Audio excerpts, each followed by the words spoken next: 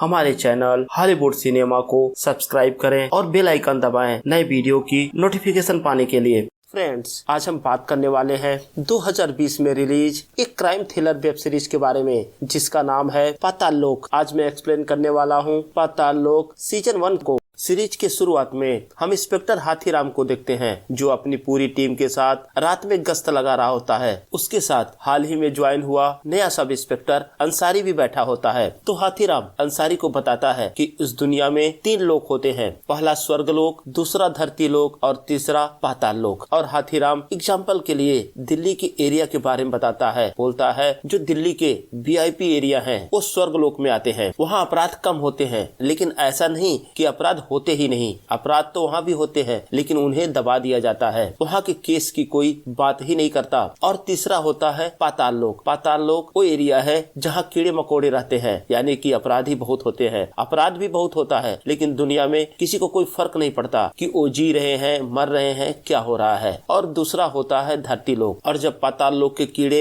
धरती लोक पहुँचते हैं तो वहाँ आकर अपराध करते हैं और उन अपराधों की हमें इन्वेस्टिगेशन करनी होती है और उसी के नंबर हम पुलिस वालों को मिलते हैं। और ये जो अपना यमुना पार्क का एरिया है ये पाताल लोक में आता है। यहाँ हर रोज क्राइम होता है, तभी उन्हें वायरलेस पे मैसेज आता है पास के एरिया में लड़ाई चल रही है, जो उसके नियर बाई पुलिस वैन हो वो जाकर केस को अटेंड करे। तो हाथीराम अपनी टीम के साथ वहाँ पहुँचता है तो देखता है एक आदमी अपनी वाइफ की पिटाई कर रहा होता है। जब पुलिस वाले उस आदमी को रोकते हैं और डांटते हैं तो उसकी वाइफ उल्टा पुलिस वालों पर ही चिल्लाना शुरू कर देती है। वो बोलती है तुम्हारी हिम्मत कैसे हुई मेरे मर्द को डांटने की। अब सीन शिफ्ट होता है और हम एक होटल को देखते हैं जहां वेटर खाने का ऑर्डर लेकर एक कमरे के सामने खड़ा होता है और कमरे के अंदर से तेज आवाजें आ रही होती हैं। कोई बोल रहा होता है कि मेरी मास्टर जी से बात कराओ, 3 दिनों से मैं यही सुन रहा हूँ। तभी दरवाजा खुलता है, एक लड़का बाहर आता है और वेटर से पूछता है क्या है। तो वेटर बोलता है कि सर आपने खाने का ऑर्डर दिया था, मैं खाना लेकर आया हूँ। वो लड़का खाना लेने से मना कर देता है, बोलता है वापस ले जा, मुझे भूख नहीं है। अब हमें कमरे के अंदर का सीन दिखाया जाता है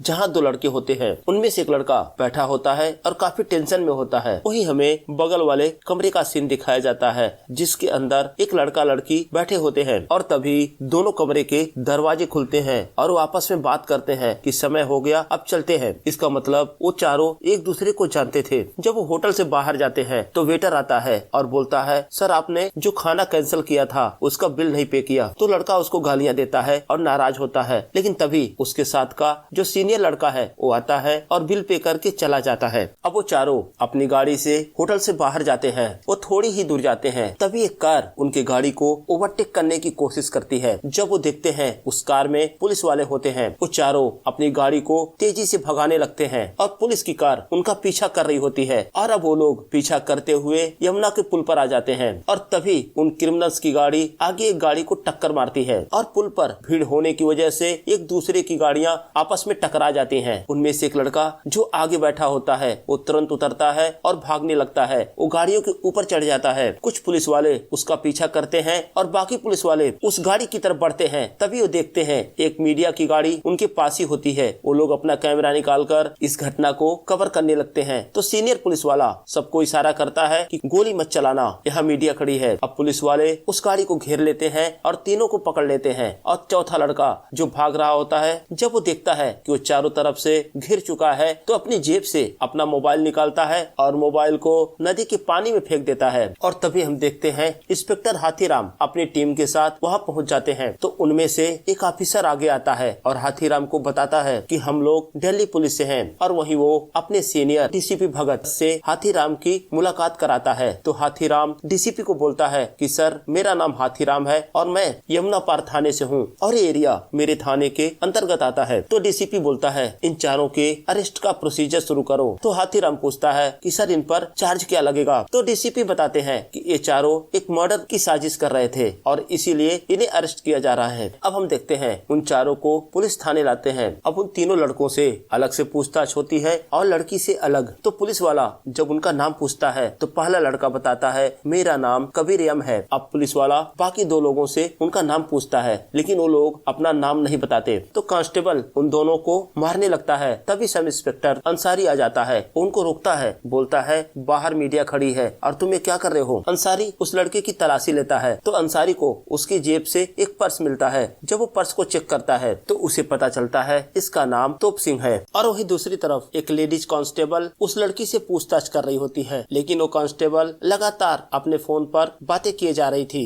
वो लड़की से उसका नाम पूछती है और उसको बोलती है तू कपड़े उतार, लेकिन वो लड़की लगातार रोए जा रही थी। और तभी वहाँ डीएसपी भगत आ जाते हैं और वहाँ के एसएचओ से पूछते हैं कि ये केस कौन हैंडल करेगा। तो एसएचओ बोलता है कि सर विकास अभी एक हफ्ते की छुट्टी पर गया है, वो जैसे ही लौटेगा वो चार्ज संभाल लेगा। तो डीएसपी बोलते हैं तो क्या ये केस एक हफ्ते तक इन्वेस्टिगेट नहीं होगा? तुम ऐसा करो हाथीराम को केस दे दो, हाथीराम इस केस को हैंडल करेगा। तो एसएचओ बोलता है सर उसको तो इन्वेस्टिगेशन का कोई भी एक्सपीरियंस नहीं है और इतना बड़ा केस वो हैंडल नहीं कर पाएगा। तो डीएसपी बोलते हैं अरे ये तो ओपन एंड शट केस है, इसमें इन्वेस्टिगेट क्या करना है, उन लोगों से कन्फेशन लेनी है और मजिस्ट्रेट के सामने पेश करना है। एक्चुअली उस थाने का एसएचओ हाथीराम को बिल्कुल ही पसंद नहीं करता था और इसलिए वो नहीं चाहता था कि हाथीराम चौधरी को कोई बड़ा केस मिले। अब जब वो ऑफिसर हाथीराम को केस हैंड ओवर कर रहा होता है तो हाथीराम पूछता है कि आपको टिप कहाँ से मिली। तो बताता है कि मंगोलपुरी के किसी पीसीओ से कॉल आया था और उसने बताया कि यहाँ 4 लोग किसी का मर्डर प्लान कर रहे हैं। तो हाथीराम पूछता है क्या उसने अपना नाम बताया? तो ऑफिसर बोलता है नहीं, उसने अपने बारे में कुछ भी नहीं बताया। तो हाथीराम पूछता है ऐसे में तो अगर कोई आपको टिप मिलती है आपको उस एरिया के थाने को रिपोर्ट करना होता है, लेकिन आप लोगों ने ऐसा नहीं किया। तो ऑफिसर बोलता है डीएसपी से अरे सर हाथीराम को लगता है कि हमने उनको पकड़कर गलती कर दी। तो डीएसपी आते हैं और बोलते हैं हाथीराम सही तो कह रहा है, प्रोसीजर तो यही है, लेकिन हाथीराम हमारे पास इतना समय नहीं था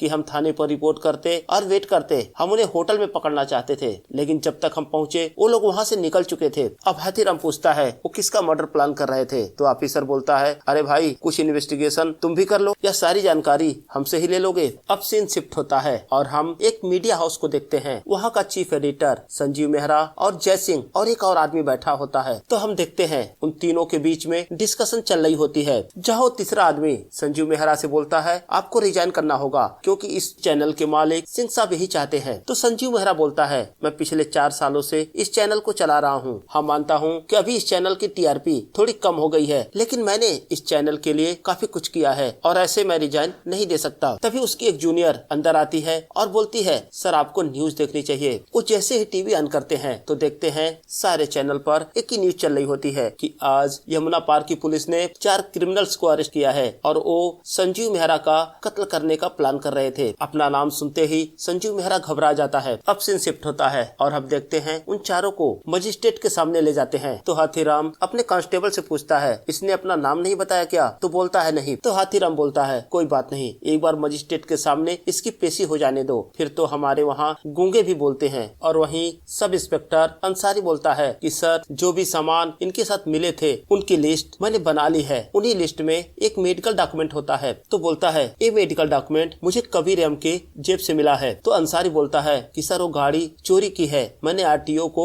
चेचिस नंबर भेजा है, जल्द ही हमें उस गाड़ी की सही डिटेल मिल जाएगी। वहीं दूसरी तरफ हम संजीव मेहरा को देखते हैं, वो अपना 9 PM का प्राइम शो छोड़ देता है। तो वहाँ का एडिटर जय मलिक बोलता है 9 PM का शो किसी और को दे दो। तो जय संजीव को बोलता है चलो मैं तुम्हें घर छोड़ देता हूँ। जब संजीव अपने ऑफिस से बाहर आता है तो देखता है बाहर रिपोर्टर्स की भीड़ लगी होती है। वो मुश्किल से वहाँ से निकलता है और इधर हम देखते हैं संजीव मेहरा के घर पर जब उसकी वाइफ डॉली घर के बाहर अपने कुत्ते को खाना खिलाने आती है, तभी वो देखती है कि चारों तरफ उसे रिपोर्टर घेर लेते हैं और उससे तरह तरह के सवाल पूछते हैं। डॉली घबरा जाती है और तब तक संजीव मेहरा भी अपने घर तक पहुंच जाता है, लेकिन दूर से ही देखता है कि उसके घर पर रिपोर्टर की भीड़ लगी होती है। तो संजीव जय से बोलता है तुम निकलो यहाँ से, मैं देखता हूँ कुछ। और तभी संजीव को उसकी वाइफ डॉली का कॉल आता है और उसको बोलती है कि बाहर रिपोर्टर की भीड़ लगी हुई है और मुझे डर लग रहा है, तुम जल्दी घर आ जाओ। तो संजीव बोलता है परेशान होने की जरूरत नहीं है, मैं थोड़ी देर में घर पहुँचता हूँ। लेकिन हम देखते हैं संजीव अपने घर नहीं जाता, बाहर में जाता है और वहाँ बैठकर ड्रिंक करने लगता है। और वहीं हम सारा मैथ्यूज नाम की एक रिपोर्टर को देखते हैं जो संजीव के ऑफिस में ही काम करती है, लेकिन वो कभी संजीव से मिल नहीं पाती। आज संजीव को अकेला देखकर उसके पास आती है और उससे बात करती है और बोलती है, सर आप तो मेरे आइडियल हो और आपसे इंस्पायर होकर मैंने ये फील्ड ज्वाइन किया है। अब सीन शिफ्ट होता है और हम हाथीराम को देखते हैं। रात में जब अपने घर पहुंचता है तो अपनी वाइफ को बताता है कि जिंदगी में पहली बार मुझे एक बड़ा केस मिला है और जिसकी रिपोर्टिंग मुझे सीधा डीएसपी सर को करनी है। दूसरे दिन जब हाथीराम अपने थाने पहुंचता है तो उसका सीनियर उस पे फायर हो जाता है। उसे बोलता है कि संजीव मेहरा का नाम बाहर कैसे आया? तो हाथीराम बोलता है, सर मुझे नहीं पता। जब हमें केस हैंडओवर किया गया उसके कुछ देर बाद ही ये न्यूज तो मीडिया में आ गई थी, तो मैं कैसे बता सकता हूँ कि संजीव मेहरा का नाम बाहर कैसे आया? तभी हाथीराम को डीएसपी का कॉल आता है और उसको बोलता है, तुम जाओ संजीव मेहरा से मिलो। जब हाथीराम संजीव मेहरा के घर जाता है तो देखता है संजीव मेहरा अपने घर पर नहीं होता। वो थोड़ी देर बाद घर आता है तो हाथीराम उससे पूछता है कि मैम ने बताया कि आप पूरी रात घर नहीं आए, क्या बात है? तो संजीव मेहरा बताता है कि जब मैं रात में इधर आया तो मैंने देखा रिपोर्टर्स की भीड़ लगी थी।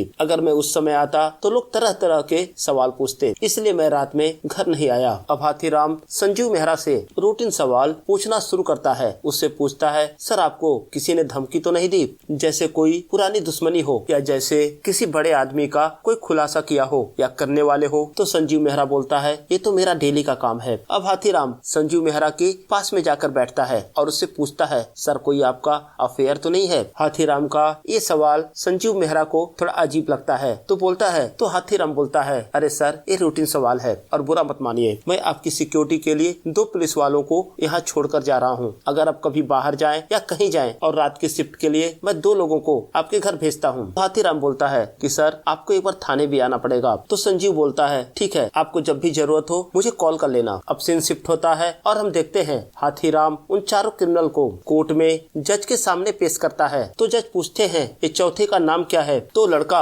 अपने आप बताता है कि मेरा नाम विशाल त्यागी है। अब कोर्ट की तरफ से हाथीराम की टीम को 14 दिनों का रिमांड मिल जाता है। अब हाथीराम शाम को अपने घर पहुंचता है और अपने बेटे को बुलाते हुए उसके कमरे में जाता है तो देखता है उसके बेटे की बुक्स इधर उधर बिखरी थी। हाथीराम उन्हें सही करने लगता है। तभी वो देखता है कि उसके बेटे का एग्जाम का स्कोर कार्ड वहाँ रखा होता है। वो चेक करने लगता है तो देखता है उसका बेटा तो 3 सब्जेक्ट में फेल होता है और सबसे बड़ी बात, उसके बेटे ने उसकी जगह पर जाली सिग्नेचर किया हुआ था। अब हाथीराम अपने बेटे सिद्धार्थ को बुलाता है और उसकी क्लास लगाता है। बोलता है, एक तो तू फेल हो गया, फेल होने के बाद मेरी जाली साइन भी करने लगा। मैंने कमिश्नर साहब के हाथ पैर जोड़कर तुझे एक बड़े स्कूल में दाखिला दिलाया ताकि तू पढ़ लिख कर एक अच्छा इंसान बने। और साथ ही वो अपनी वाइफ को भी डांटता है। वो बोलता है, तू दिन भर घर पर रहती है और तेरा लड़का क्या करता है तुझे कुछ पता ही नहीं। और दूसरी तरफ हम अंसारी को देखते हैं, वो थाने में होता है और उन 4 क्रिमिनल्स की हिस्ट्री निकालता है। जब वो विशाल त्यागी की हिस्ट्री देखता है तो चौंक जाता है। वो तुरंत ही हाथीराम को कॉल करता है और बोलता है कि सर क्या अभी आप थाने आ सकते हैं? तो हाथीराम बोलता है, ऐसा क्या हो गया? तो अंसारी बोलता है, सर एक बार आप आओ तो सही। जब हाथीराम थाने पहुंचता है तो अंसारी बताता है, ये विशाल त्यागी कोई आम क्रिमिनल नहीं है। चित्रकूट में लोग इसे हथौड़ा त्यागी के नाम से जानते हैं और ये वहाँ का मोस्ट वांटेड क्रिमिनल है। ऐसा कोई जुर्म नहीं जो इसने किया ना हो और इसके खिलाफ 45 मर्डर के केसेस रजिस्टर्ड हैं। आज तक ये कभी पकड़ा नहीं गया। अंसारी की बातें सुनकर हाथीराम के भी होश उड़ जाते हैं और इसी के साथ एपिसोड 1 यही समाप्त हो जाता है। एपिसोड 2 की शुरुआत में हम देखते हैं सब इंस्पेक्टर अंसारी कुछ लोगों की मदद से उस मोबाइल को यमुना नदी में ढूंढने की कोशिश करता है और दूसरी तरफ हम हाथीराम चौधरी को देखते हैं जब वो रेडी होकर अपने घर से ऑफिस के लिए निकल रहा होता है। तभी वो देखता है उसका साला एक टेम्पो में कुछ सामान लेकर आता है और हम देखते हैं कि हाथीराम अपने साले को कुछ खास पसंद नहीं करता। अब सीन शिफ्ट होता है और हम देखते हैं पुलिस वाले विशाल त्यागी से पूछताछ करते हैं और पूछते हैं कि तुम बताओ ये सुपारी तुम्हें किसने दिया? आखिर वो कौन लोग हैं जो संजीव मेहरा को मारना चाहते हैं? लेकिन विशाल त्यागी कुछ भी नहीं बोलता। पुलिस वाले टॉर्चर करके थक जाते हैं लेकिन विशाल अपना मुंह नहीं खोलता। और दूसरी तरफ हम देखते हैं वो लेडीज कांस्टेबल मेरी से पूछताछ करती है और उससे पूछती है, बता तो उन 3 लोगों के साथ क्या कर कर रही थी और तेरे पास ये डॉलर कहाँ से आए? तो मेरी बोलती है मुझे पैसे इकट्ठा करने का शौक है और मैं उन तीनों को जानती ही नहीं। मैं ऑटो का वेट कर रही थी, मुझे ऑटो नहीं मिला तो मैंने इनसे लिफ्ट ले लिया और तभी पुलिस आ गई और मुझे पकड़ ली। तो अंसारी मेरी से पूछता है अगर तुमने उनसे रास्ते में लिफ्ट लिया था तो तुम्हारे बैग में ये होटल का टॉवल कहाँ से आया? अब लेडीज कांस्टेबल उसकी और पिटाई करती है और अब सीन शिफ्ट होता है। हम देखते हैं हाथीराम और अंसारी दोनों उस होटल में जाते हैं जहाँ ये चारों क्रिमिनल रुके हुए थे। तो होटल का स्टाफ उनसे बोलता है कि सर इनकी एक्टिविटी से लग ही रहा था ये लोग गलत लोग हैं। तो हाथीराम वेटर से पूछता है कि कुछ और तूने नोटिस किया हो या उनकी बातों से कुछ सुना ही हो? तो वेटर कहता है हाँ याद आया सर, उनमें से एक किसी से फोन पर लड़ाई कर रहा था और बोल रहा था कि 3 दिनों से मैं यही सुन रहा हूँ, तुम मेरी मास्टर जी से बात कराओ। और वेटर बताता है कि उनमें से एक चैन स्मोकर है, वो एक दिन में 4-4 पैकेट सिगरेट मंगवाता था। अब हाथीराम और अंसारी तोप सिंह से पूछताछ करते हैं। तो हाथीराम बोलता है कि देखो अभी मैंने होटल के वेटर से बात किया और उसने बताया कि तुम सब मिलकर संजीव मेहरा को मारने का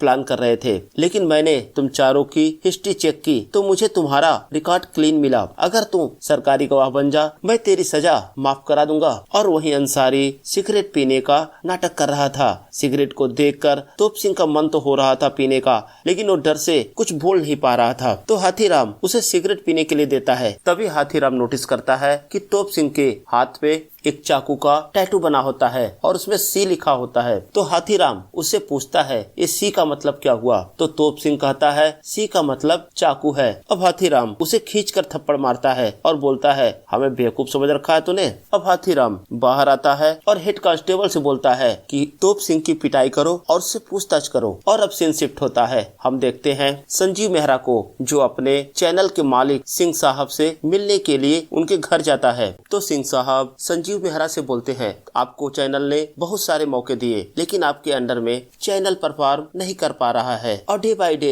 चैनल की टीआरपी अब गिरती जा रही है और ऊपर से तुम पर ये अटैक वाला मामला। तो हम चाहते हैं कि तुम रिजाइन कर दो। तुम रिजाइन करोगे तो तुम्हारी भी इज्जत बची रहेगी। अगर हम तुम्हें इस जॉब से निकालेंगे तो हमें भी अच्छा नहीं लगेगा, तो इससे बेहतर है कि तुम रिजाइन ही कर दो। तो संजीव मेहरा बोलता है एक जर्नलिस्ट को जो जॉब करनी चाहिए वो तो मैं कर ही रहा हूँ। तो सिंह साहब संजीव मेहरा से किसी एक्सप्रेसवे की बात करते हैं और बोलते हैं तुम्हें उस पर न्यूज नहीं चलानी चाहिए थी। अब सीन शिफ्ट होता है और हम देखते हैं पुलिस वाले कबीर से पूछताछ करते हैं और उसे पूछते हैं कि तुम्हारा पूरा नाम क्या है? कबीर यम का मतलब क्या हुआ? तो कबीर कुछ नहीं बोलता। हालांकि पुलिस वालों को डाउट था कि कबीर मुस्लिम है। तो अंसारी बोलता है कि आप लोग बाहर जाओ और मैं इससे पूछता हूँ। तो अंसारी कबीर के पास जाता है और एक डायरी निकालता है जिसमें उर्दू में कुछ लिखा होता है और बोलता है कबीर से इसको पढ़कर सुनाओ। तो कबीर बोलता है कि मुझे उर्दू पढ़ना नहीं आता। तो अंसारी पूछता है कि क्या तुम्हारे अब्बू ने बचपन में तुम्हें उर्दू पढ़ना नहीं सिखाया? तो कबीर चुप रहता है। तो अंसारी बोलता है देख चुप रहने से कोई फायदा नहीं है, जब मैं यहाँ से बाहर जाऊंगा तो दूसरे पुलिस वाले अंदर आएंगे और फिर वो तेरी बुरी तरह से पिटाई करेंगे। मैं तेरी मदद करना चाहता हूँ, अगर तू सच सच बोलेगा तो हम तुझे सरकारी गवाह बना देंगे और फिर तेरी सजा भी कम करवा देंगे। तो कबीर बयान देने के लिए राजी हो जाता है। तो कबीर बताता है कि सर मैं इन लोगों को नहीं जानता, ना तो कभी इनसे पहले मिला हूँ। तो हाथीराम पूछता है कि ये बता तुझे काम किसने दिया था? तो कबीर बोलता है कि सर मैं बाकी लोगों का तो नहीं जानता, सर ये काम मुझे तारिक ने दिया था और इससे पहले भी मैं कई बार तारिक के लिए गाड़ियाँ चुरा चुका हूँ, लेकिन इस बार तारिक ने मुझसे बोला था गाड़ी लेकर मुनीरका के एक होटल में आना है और इन लोगों के साथ 3-4 दिन रहना है और ये लोग जहाँ भी जाएं उन्हें वहाँ लेकर जाना है और काम खत्म होने के बाद गाड़ी को ठिकाने लगाना है। और इस काम के लिए तारिक ने मुझे 50,000 रुपए एडवांस भी दिए थे। तो हाथीराम पूछता है ये तारिक है कौन? तो कबीर बताता है तारिक एक मोटर मैकेनिक है और वो चांदनी चौक के मोटर मार्केट में रहता है। और कबीर बोलता है कि सर मुझे नहीं पता था कि ये लोग किसी का मर्डर करने वाले हैं, मुझे तो यही बताया गया था कि इन लोगों को 4 दिन लेकर घुमाना है। तो हम लोग संजीव मेहरा का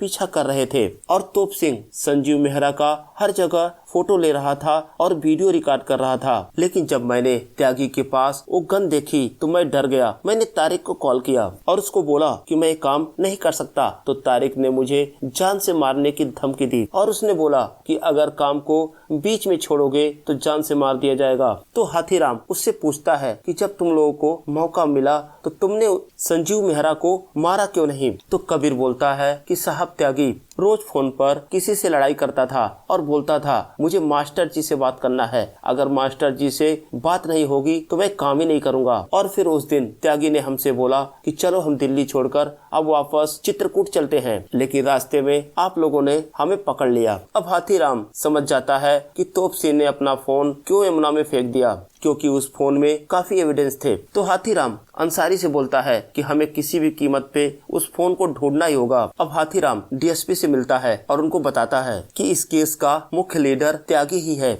और त्यागी है चित्रकूट से। हमने त्यागी की बहुत ही पिटाई की, लेकिन वो मुंह खोलने को तैयार नहीं है, तो इसलिए हमें चित्रकूट जाना होगा और त्यागी के बारे में और जानकारी इकट्ठी करनी होगी और हमें ये भी पता लगाना होगा कि मास्टर जी कौन है जिनसे त्यागी बात करना चाहता था। तो डीएसपी हाथीराम को चित्रकूट जाने का परमिशन दे देते हैं, लेकिन वो हाथीराम से बोलते हैं एक बात का ध्यान रखना कि त्यागी का नाम बाहर नहीं आना चाहिए। और इधर हम देखते हैं संजीव मेहरा पुलिस स्टेशन आता है उन चारों क्रिमिनल्स की पहचान करने के लिए, और तभी हम देखते हैं वो लेडीज कांस्टेबल संजीव मेहरा के पास आती है और बोलती है सर क्या मैं एक सेल्फी ले सकती हूँ फैमिली वालों को दिखाने के लिए। अब हाथीराम उन चारों को लेकर संजीव मेहरा के सामने आता है। संजीव मेहरा उन चारों को ध्यान से देखता है लेकिन उन्हें पहचान नहीं पाता। अब जब संजीव मेहरा वहाँ से जा रहा होता है तो हाथीराम उससे पूछता है कि सर आपका चित्रकूट से कोई संबंध है क्या, कोई ऐसा केस जिसका खुलासा आपने किया हो? तो संजीव बोलता है मुझे तो ऐसा कुछ याद नहीं है। तो हाथीराम बोलता है सर अपने साथ पुलिस वालों को जरूर रखो क्योंकि आपकी जान को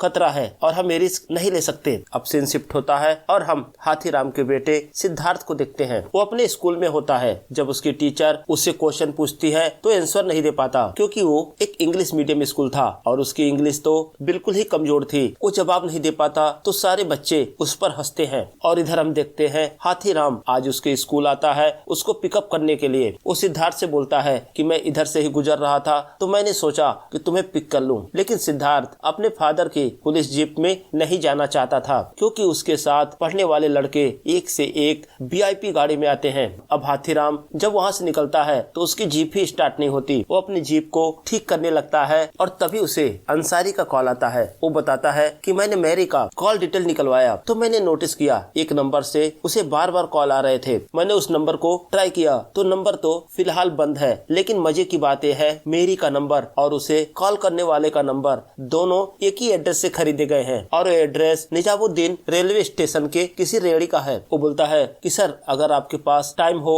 तो एक बार जाकर उसे चेक कर लें। तो हाथीराम सिद्धार्थ को बोलता है सॉरी यार, लेकिन वो देखता है सिद्धार्थ तो उसे बिना बताए ही वहाँ से जा चुका था। जब हाथीराम उस दुकान पे पहुँचता है तो देखता है वो फ्रूट जूस की दुकान होती है। जब हाथीराम उस नंबर के बारे में पूछता है तो दुकान वाला बताता है कि उसका बाप पहले सिम बेचने का भी काम किया करता था। वो बोलता है सर आप तो जानते हो ये रेलवे स्टेशन पर रहने वाले कीड़े मकोड़ों का कोई परमानेंट एड्रेस तो होता नहीं, तो मेरा बाप वो सारे सिम अपने एड्रेस पर ही उन्हें दे देता था, लेकिन अब हमने काम बंद कर दिया है। हाथीराम पूछता है तेरा बाप किधर है? तो बोलता है वो तो पिछले साल ही भगवान के पास चला गया। वहीं दूसरी तरफ हम अंसारी को देखते हैं जो अपनी टीम के साथ तारिक को पकड़ने गया था। तारिक उन्हें मिल जाता है लेकिन तारिक वहाँ से भागने लगता है तो अंसारी एक बाइक से उसका पीछा करता है और पीछा करते हुए अंसारी एक लड़की से टकरा जाता है। अब सीन शिफ्ट होता है और हम देखते हैं अंसारी और हाथीराम दोनों पुलिस स्टेशन में होते हैं और तभी हेडक्वार्टर से डीएसपी साहब को कॉल आता है और बोलते हैं तुम चित्रकूट तो छोड़ो,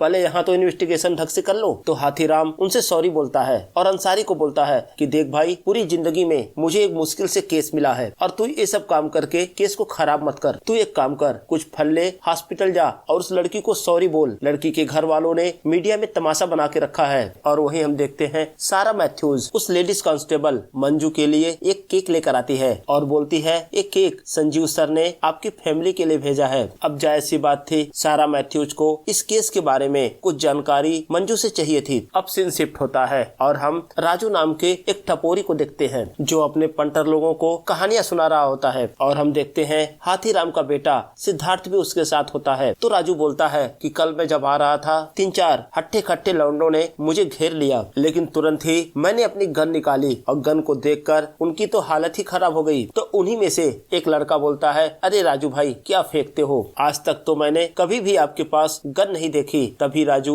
अपनी जेब से गन निकालता है और उसके सर पे रखता है और बोलता है, बोल तो फायर करूं। उसके सारे पंटर उस गन को देखकर डर जाते हैं। अब सीन शिफ्ट होता है और हम देखते हैं हाथीराम और अंसारी तोप सिंह के मामा से मिलते हैं। तो बताता है, सर मैं क्या करूं, मेरा भांजा है और बुरे वक्त में एक मामा होकर मुझे उसकी हेल्प करनी पड़ी, लेकिन कुछ 6 महीने पहले की बात है, उसने अकाउंट में गड़बड़ी की थी, उसने पैसों का घपला किया था, तो मुझे मजबूरन उसे काम से निकालना पड़ा। तभी तोप सिंह की मामी आती है और बोलती है, साहब मैंने इनको पहले ही मना किया था, वो लड़का गांव में बहुत बड़ा कांड करके आया था, लेकिन इन्होंने मेरी एक नहीं सुनी और उसको काम पर रख लिया। तो हाथीराम पूछता है, क्या किया था उसने गाँव में? तो उसका मामा बोलता है कि सर मुझे ज्यादा तो नहीं पता, लेकिन उसका कुछ गाँव में लफड़ा हुआ था। तो हाथीराम तोप सिंह के गाँव का एड्रेस लेता है। अब हाथीराम और अंसारी दोनों एसएचओ के सामने खड़े होते हैं। तो हाथीराम बोलता है, सर अंसारी को पंजाब जाना है इस केस के सिलसिले में। तो एसएचओ बोलता है, अरे अंसारी तो अभी नया है, तुम खुद क्यों नहीं जाते? तो हाथीराम बोलता है, सर मैं आज रात खुद चित्रकूट जा रहा हूँ। तो एसएचओ नाराज होता है, वो बोलता है, तुमने मुझे बताया नहीं कि तू चित्रकूट जा रहे हो? तो हाथीराम बोलता है, सर डीएसपी साहब का ऑर्डर है। ये बात सुनकर एसएचओ और चिढ़ जाता है। वो बोलता है, तो जाओ भैया, अगर तुम्हें ऑर्डर डीएसपी साहब से ही लेना है तो मुझसे क्यों पूछ रहे हो? अब हम देखते हैं रात में अंसारी और हाथीराम दोनों बस स्टैंड पे बैठे होते हैं और अपनी बस का इंतजार कर रहे होते हैं। तो अंसारी पूछता है, सर मैं एक बात पूछूं, मैं देखता हूँ एसएचओ साहब आपसे हमेशा नाराज ही रहते हैं, कुछ पर्सनल प्रॉब्लम है क्या? तो हाथीराम बताता है, मैं उससे 1 साल सीनियर हूँ और उसकी ट्रेनिंग तो मेरे अंडर ही हुई थी, लेकिन वो सीनियर्स की चापलूसी करने में बहुत ही तेज था और सीनियर्स की चापलूसी करके उसे प्रमोशन मिल गई और इसीलिए हमेशा वो मुझसे चिढ़ता रहता है। तो हाथीराम बोलता है, इसीलिए केस मेरे लिए बहुत जरूरी है अंसारी। अब हम देखते हैं दोनों अपने अपने बसों में बैठकर वहां से निकलते हैं और सीन शिफ्ट होता है और हम देखते हैं पुलिस वालों को तोप सिंह का वो मोबाइल मिल जाता है और इसी के साथ एपिसोड 2 यहीं पर समाप्त हो जाता है। एपिसोड 3 की शुरुआत में हम देखते हैं 3 स्कूल के बच्चे आपस में विशाल त्यागी के बहन के बारे में कुछ बोलते हुए जा रहे थे। तभी विशाल त्यागी एक हथौड़ा लेकर आता है और पहले लड़के के सर पर मारता है। वो लड़का वहीं मारा जाता है। विशाल को देखकर दूसरा लड़का भागता है। विशाल उसको स्कूल में दौड़ाता है और वहीं स्कूल के अंदर ही उसे भी बहुत ही निर्दयता से मार देता है। अब वो वापस आता है और तीसरे लड़के से पूछता है, बता मेरी बहन के बारे में क्या बात कर रहा था? वो तीसरा लड़का जैसे ही स्टोरी सुनाता है विशाल उसे भी मार देता है। अब सीन शिफ्ट होता है और हम संजीव मेहरा को देखते हैं। वो सारा को कॉल करता है और उससे बोलता है कि चित्रकूट का एक रिपोर्टर है, जरा उससे विशाल त्यागी के बारे में पता करो। और दूसरी तरफ वो कांस्टेबल हाथीराम को बताता है कि हमें यमुना नदी से एक फोन मिला है, लेकिन हमें नहीं पता ये तोप सिंह का है या किसी और का। हमने फॉरेंसिक टीम को वो मोबाइल दे दिया है और उसका डाटा रिकवर होने में 2 से 3 दिन लगेंगे। हाथीराम को इस केस के लिए वो मोबाइल एक बड़ा ब्रेक थ्रू साबित हो सकता था। अब सीन शिफ्ट होता है और हम अंसारी को देखते हैं जो तोप सिंह के गांव में जाता है। तो हम एक लड़के को देखते हैं। जब अंसारी उससे तोप सिंह के घर का एड्रेस पूछता है, वो लड़का उसे बहुत ही बुरी नजरों से देखता है और गुस्से में आकर उसके ऊपर कुत्ता भी छोड़ देता है। और वहीं बगल में एक अंकल बैठा होता है। जब अंसारी उससे तोप सिंह के घर का एड्रेस पूछता है तो अंकल उसे गंदी गंदी गालियां देता है और बोलता है, वो मंजारे का लौंडा इस गांव के 4 लड़कों को मारकर यहाँ से भाग गया। अब फाइनली अंसारी को तोप सिंह के चाचा का घर मिल जाता है। जब उसके चाचा से मिलता है तो तोप सिंह का चाचा, जिसका नाम महिपाल सिंह है, वो बताता है कि तोप सिंह तो दिल्ली में एक अच्छी कंपनी में नौकरी करता है। तो अंसारी बोलता है, मैं भी तो जानना चाहता हूँ कि वो किस कंपनी में आदमी को मारने का कॉन्ट्रैक्ट लेता है। महिपाल बोलता है, अरे साहब आपको कोई गलतफहमी हो गई है। तो अंसारी बोलता है, देखो महिपाल मुझे सब पता है। पहले तो तोप सिंह ने इस गांव के 4 लड़कों को मारा और फिर गांव छोड़कर भाग गया। तो महिपाल सिंह अंसारी को तोप सिंह की कहानी सुनाता है। वो बताता है उसका बचपन बहुत ही बुरा गुजरा। मेरा बड़ा भाई तोप सिंह का बाप उसको हमेशा पीटता रहता था और इसी वजह से तोप सिंह हमेशा डिस्टर्ब रहता था। वही साथ में हम देखते हैं तोप सिंह जिस गाँव से था उस गाँव में 2 जातियां रहती थी, एक तो जाट दूसरा मंजार। जाट समुदाय उस गाँव में काफी स्ट्रांग था और जिसकी वजह से जाट के लड़के अक्सर मंजार के लड़कों को मारपीट दिया करते थे। जब तोप सिंह अपने चाचा के साथ जा रहा होता है तो जाट के लड़के उसे भला बुरा कहते हैं, गालियां देते हैं। तो गुस्से में आकर तोप सिंह एक लड़की के ऊपर ईंट चला के मारता है। वो जाट समुदाय के लड़के तोप सिंह को दौड़ाते हैं। वो लड़के दौड़ाकर तोप सिंह को पकड़ लेते हैं और उसकी पिटाई करने लगते हैं। तभी हम देखते हैं बंजार समुदाय का एक जुलूस उधर से गुजर रहा होता है। उनको देखकर वो जाट समुदाय के लड़के वहाँ से भाग जाते हैं। तो तोप सिंह की मुलाकात डेंजर मंजार नाम के एक लड़के से होती है, जो मंजार समुदाय का एक ग्रुप चलाता है और उससे बोलता है कि बहुत जुल्म सह लिया हमने, अब आज के बाद हम जवाब देंगे। अब तोप सिंह उनके ग्रुप में शामिल हो जाता है। मंजार ग्रुप में शामिल होने के बाद तोप सिंह एक्सरसाइज करता है और अपने को मजबूत बनाता है। साथ ही वो हथियार चलाने की ट्रेनिंग भी लेता है। अब एक दिन तोप सिंह सुबह अपने गांव के एक रास्ते पर जा रहा होता है। तभी उसकी मुलाकात कुछ जाट समुदाय के लड़कों से होती है। वो दोबारा उसे छेड़ने लगते हैं। तो तोप सिंह अपने जेब से चाकू निकालता है और पहले लड़के के चेहरे पर वार करता है। वो लड़का नीचे गिर जाता है और उससे बोलता है कि मेरा बाप तुमको छोड़ेगा नहीं। अब हम देखते हैं तोप सिंह उन तीनों पर वार करने लगता है। जब तोप सिंह अपने घर पहुंचता है तो उसका चाचा उसको बोलता है, अरे तूने ये क्या कर दिया, अब जाट समुदाय के लोग तुझे जिंदा नहीं छोड़ेंगे। और तोप सिंह का चाचा उसको गांव से दूर भगा देता है। और तभी हम देखते हैं कुछ लोग हाथों में बंदूक लेकर आते हैं और तोप सिंह के बारे में उसके चाचा से पूछते हैं। और जब उन्हें पता चलता है कि तोप सिंह तो घर से भाग गया, वो सब लोग मिलकर तोप सिंह के चाची का गैंग रेप कर देते हैं। अब कहानी प्रेजेंट में आ जाती है और महिपाल सिंह बोलता है, उसके बाद तोप सिंह सीधा यहाँ से दिल्ली चला गया अपने मामा के पास। तो अंसारी पूछता है कि उसका मामा बता रहा था कि तोप सिंह ने वहाँ कुछ घपला किया था। तो महिपाल बोलता है, अरे साहब वो बच्चा तो बचपन से ही प्यार का भूखा था और वहाँ चंदा नाम की एक लड़की के चक्कर में आ गया। सारी प्लानिंग उस चंदा की थी, नाम बदनाम तोप सिंह का हुआ। तो अंसारी पूछता है, ये चंदा हमें कहाँ मिलेगी अभी? तो महिपाल बोलता है, ये बात आपको तोप सिंह के मामा से पूछनी चाहिए। चंदा तो तोप सिंह के मामा की रखेल थी। अब सीन शिफ्ट होता है और हम हाथीराम को देखते हैं। तो हाथीराम चित्रकूट थाने के एसएचओ से विशाल त्यागी के बारे में पूछते हैं। तो वहाँ का एसएचओ बोलता है, अरे बॉस कि यहाँ तो क्रिमिनल भरे पड़े हैं और ये सब के सब रक्त बीज हैं। जब इनका नाश भगवान राम नहीं कर पाए तो मैं क्या चीज हूँ। वो अपने एक कांस्टेबल को बुलाता है और उससे बोलता है कि ये साहब दिल्ली से आए हैं और विशाल त्यागी के बारे में जानकारी चाहिए, तो तुम इनके साथ रहो और जो भी मदद चाहिए वो मदद करो।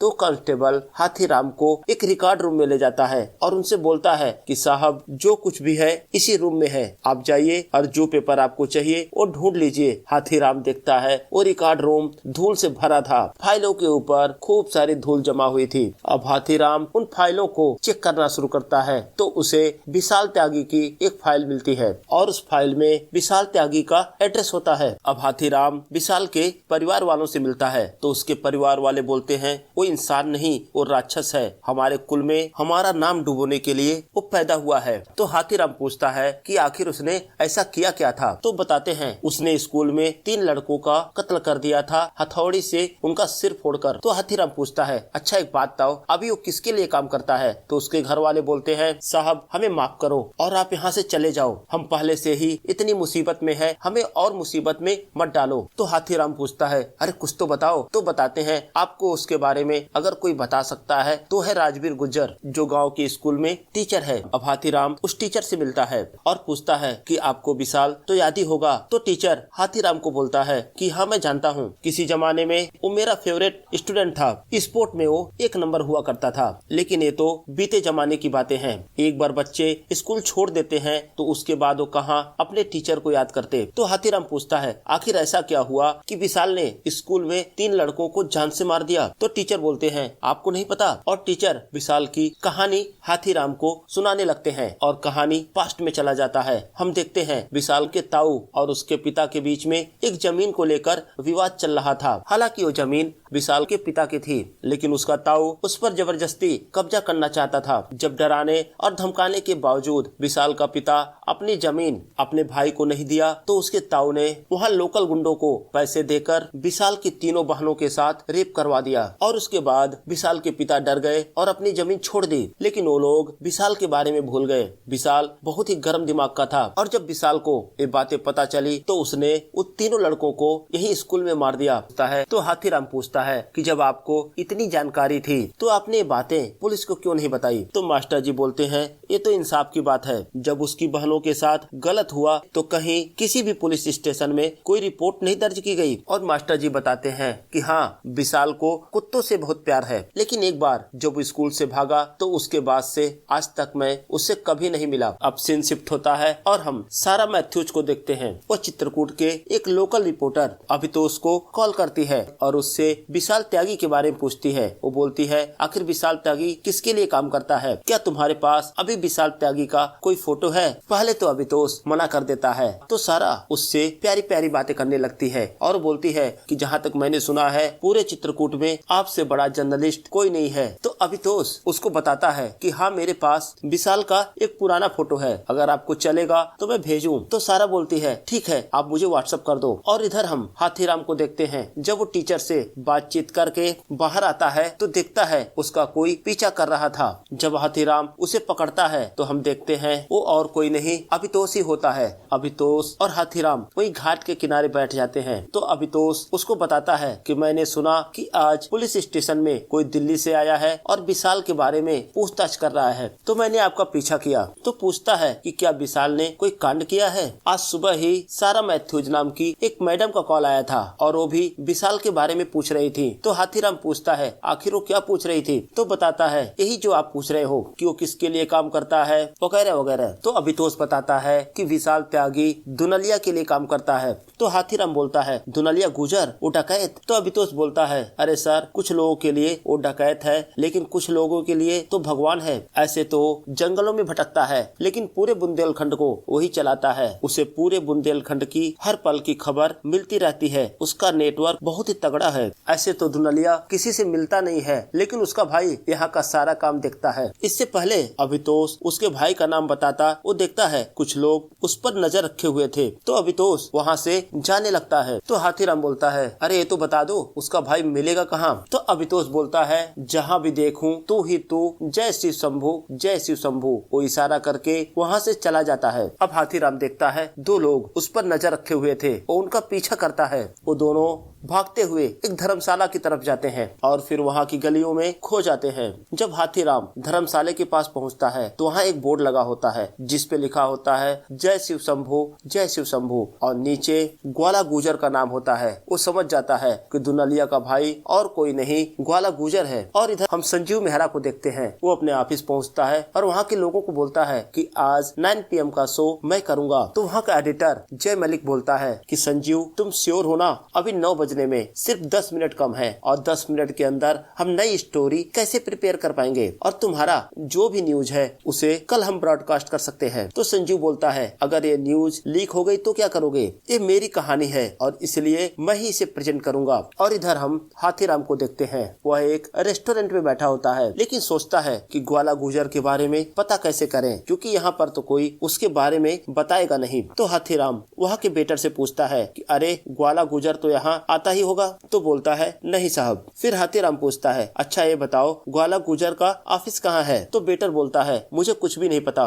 लेकिन वेटर अपने मैनेजर से जाकर बोलता है वो आदमी जो वहाँ बैठा है वो ग्वाला गुजर के बारे में पूछ रहा है। और तभी हाथीराम को डीएसपी साहब का कॉल आता है। तो डीएसपी हाथीराम से पूछते हैं कि आखिर विशाल त्यागी का नाम मीडिया में कैसे आया। अब हाथीराम रेस्टोरेंट में लगे टीवी के चैनल को बदलता है तो देखता है कि संजीव मेहरा न्यूज चैनल पर बता रहा होता है कि ये है विशाल त्यागी, जिसे लोग हथौड़ा त्यागी के नाम से जानते हैं और इसे मुझे मारने की सुपारी मिली है। ये चित्रकूट का मोस्ट वांटेड है, इसके नाम 45 मर्डर के केसेस रजिस्टर है। ये न्यूज सुनकर हाथीराम के तो होश ही उड़ जाते हैं और इसी के साथ एपिसोड 3 यहीं पर समाप्त हो जाता है। एपिसोड 4 की शुरुआत में हमें एक ट्रेन का सीन दिखाया जाता है जहाँ एक छोटा बच्चा रो रहा होता है। तो एक औरत उसके पास जाती है और उससे पूछती है कि बेटा क्यों रो रहे हो। तो बच्चा बोलता है मेरे माँ बाप कहीं खो गए हैं। तभी हम देखते हैं एक कबाड़ बीनने वाला लड़का पीछे से आता है और उस औरत का पर्स लेकर वहाँ से भाग जाता है। जब तक औरत वापस आती है तो देखती है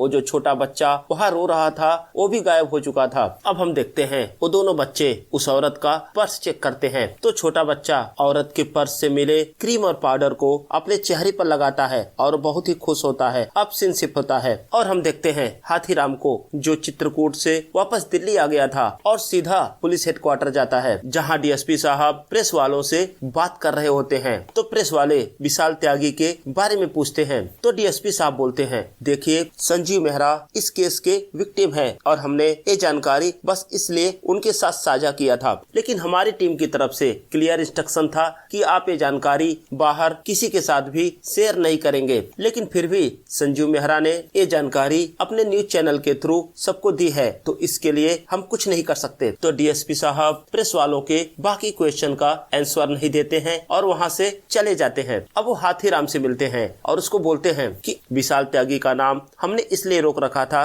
कि बेवजह केस पर प्रेशर न पड़े, और अब देखो कल से ही कमिश्नर साहब का 2 बार कॉल आ चुका है और इस केस में तुमने दोबारा वही मिस्टेक की है। इससे पहले प्रेस वालों को संजीव मेहरा का नाम पता चला था और अब विशाल त्यागी का। अच्छा छोड़ो, ये बताओ कि चित्रकूट में क्या हुआ। तो हाथीराम बताता है, सर विशाल त्यागी वहाँ के एक बिजनेसमैन ग्वाला गुजर के लिए काम करता है। ऐसे तो ग्वाला गुजर का पॉलिटिकली बहुत सा कनेक्शन है, लेकिन उससे भी बड़ी बात यह है वहाँ के सबसे बड़े डकैत दुनलिया गुजर का भाई है। तो डीएसपी साहब पूछते हैं कि आखिर दुनलिया गुजर का संजीव मेहरा से क्या प्रॉब्लम हो सकता है। तो हाथीराम बताता है, वहाँ का एक लीडर है दशरथ कुमार, जिसका स्टिंग ऑपरेशन कुछ साल पहले संजीव मेहरा ने कराया था। तो मुझे लगता है कहीं वो ग्वाला गुजर या दुनलिया गुजर से कनेक्टेड ना हो। अब डीएसपी साहब हाथीराम को बोलते हैं, लेकिन अब कोई भी इंफॉर्मेशन संजीव मेहरा के साथ शेयर मत करना। जब हाथीराम अपने थाने पहुंचता है तो उसे हेड कांस्टेबल से पता चलता है कि अंसारी ने सिविल सर्विसेज का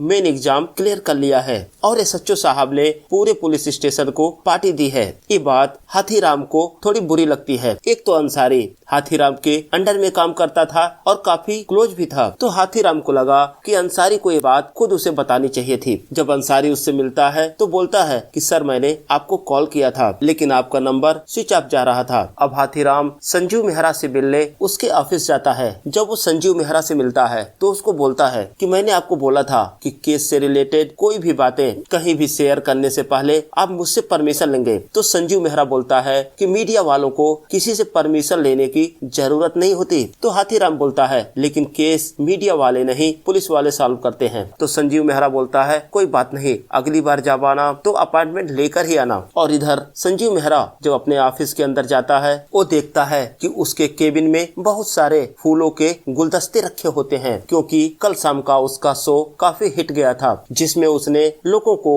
विशाल त्यागी के बारे में बताया था। तभी उसके पास जय मलिक आता है और उसको बोलता है कि सिंह साहब तुम्हें याद कर रहे थे और उन्हें तुम्हारा कल का शो बिल्कुल ही पसंद नहीं आया। तो संजू बोलता है, सिंह साहब को बोल दो ये सही टाइम नहीं है मुझे निकालने का। अगर उन्होंने मुझे जॉब से निकाला तो पब्लिक की सिंपैथी मेरे साथ होगी और ये चैनल के लिए अच्छा नहीं होगा। अब हम देखते हैं जब हाथीराम अपने घर पहुंचता है तो देखता है उसके साले के लाए हुए वो सारे सामान उसके घर में बिखरे पड़े होते हैं। तो अपनी वाइफ से पूछता है कि तुम्हारा भाई अभी गया नहीं क्या? तो उसकी वाइफ बोलती है कि भैया तो गए, लेकिन 2 दिन बाद अपना सामान लेकर जाएंगे। अब सीन शिफ्ट होता है और हम देखते हैं हाथीराम के पुलिस स्टेशन में एक काल गर्ल को पकड़ के लाते हैं और उसको लेडीज के सेल में बंद कर देते हैं, जिसमें पहले से ही मेरी बंद थी। तो काल गर्ल मेरी का कंबल उससे छीनती है और इस वजह से दोनों के बीच में हाथापाई होने लगती है। अब सीन शिफ्ट होकर हाथीराम पर आ जाता है। हम देखते हैं लंबे सफर की थकान के बाद हाथीराम नहा धोकर रेस्ट करना चाहता था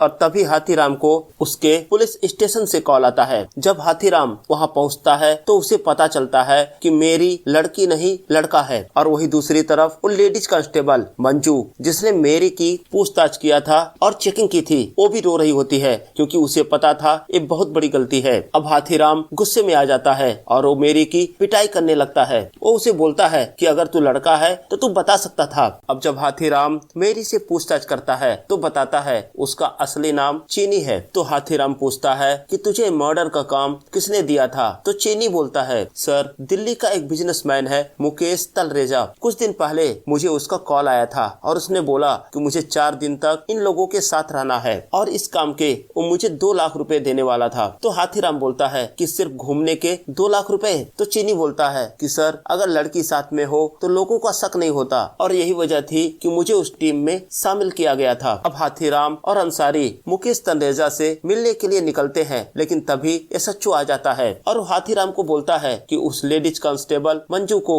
मेरे केबिन में लेकर आओ। तो हाथीराम बोलता है, अरे सर उससे गलती गलती हो गई और मैंने उसे सीरियस वार्निंग दी है। अब आगे फ्यूचर में वो ऐसी गलती नहीं करेगी। तो एसएचओ हाथीराम पर चिल्लाने लगता है। वो बोलता है, तुम इन्वेस्टिगेशन कर रहे हो या मजाक कर रहे हो? कल को कोई इंक्वायरी बैठेगी तो सबसे पहले तो मेरा नाम खराब होगा। अब हाथीराम उसके पास जाता है और उससे बोलता है कि देख, बहुत मुश्किल से मुझे एक केस मिला है और इसको खराब मत कर, थोड़ा टाइम दे, मुझे एक और लीड मिली है और मैं उसी से मिलने जा रहा हूँ। तो अभी के लिए जो कुछ हुआ उसके लिए सॉरी। अब हाथीराम और अंसारी मुकेश के ऑफिस जाते हैं तो उन्हें रिसेप्शन पे बैठाया जाता है और एक ड्रिंक दिया जाता है पीने के लिए। उस ड्रिंक को पीने के बाद हाथीराम और अंसारी दोनों सो जाते हैं और हम देखते हैं सोते वक्त भी हाथीराम को चीनी के चीखने की आवाजें आ रही थी। एकाएक उसकी नींद खुलती है तो देखता है काफी समय से वो दोनों यहाँ सो रहे हैं। अब हाथीराम को गुस्सा आ जाता है कि मुकेश ने उनका टाइम वेस्ट किया। अब अंसारी को बोलता है, एक काम कर, इस मुकेश के प्रोजेक्ट में जितने भी लोगों ने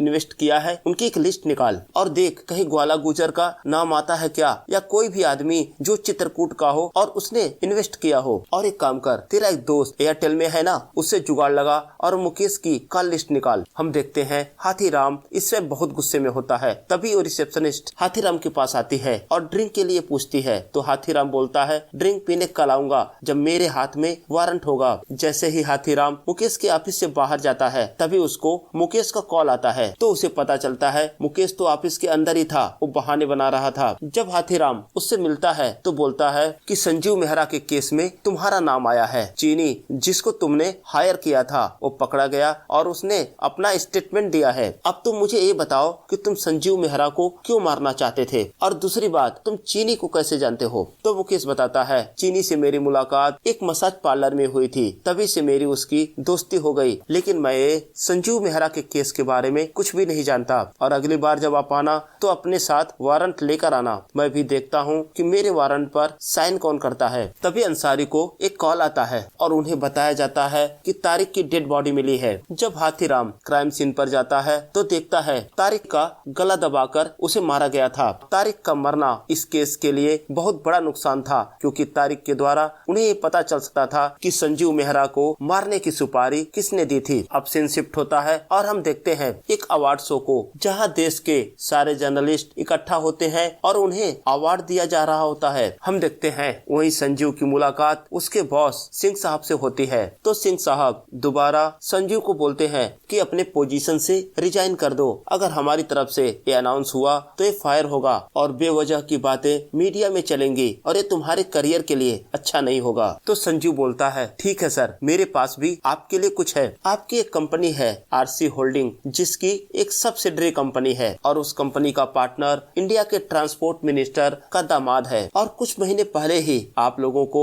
दिल्ली सोनीपत हाईवे का 3000 करोड़ का कॉन्ट्रैक्ट मिला है। अगर ये बातें मीडिया में बाहर आएंगी तो प्रॉब्लम तो आपके लिए भी क्रिएट होगी। सीधा सीधा संजीव अपने बॉस को धमकी दे रहा था, अगर उसे जॉब से निकाला गया तो सीधे तौर पे ये सारे न्यूज बाहर लाएगा जो सिंह साहब के लिए अच्छा नहीं होगा। अब संजीव वॉशरूम जाता है तो वहाँ उसकी मुलाकात विक्रम से होती है। तो विक्रम और संजीव एक दूसरे को हाय हेलो करते हैं। तो विक्रम संजीव से पूछता है, अरे भाई कोई कैमरा तो लेकर वॉशरूम में नहीं आए हो ना? क्योंकि कुछ साल पहले संजीव ने विक्रम का एक स्टिंग ऑपरेशन किया था और जिसकी वजह से विक्रम की काफी बदनामी हुई थी। तो संजीव बोलता है, अरे नहीं, अब तो आपकी पहुंच बहुत बड़े लोगों तक हो गई है और मैं स्टिंग ऑपरेशन करके भी अब आपका कुछ नहीं बिगाड़ सकता। वहीं हम देखते हैं दोनों किसी प्रोजेक्ट के बारे में बात करते हैं। तो हम देखते हैं विक्रम संजीव को अपना कार्ड देता है और बोलता है, मुझसे मिलना लेकिन ऑफलाइन, कैमरे के साथ कभी नहीं। अब सीन शिफ्ट होता है और हम देखते हैं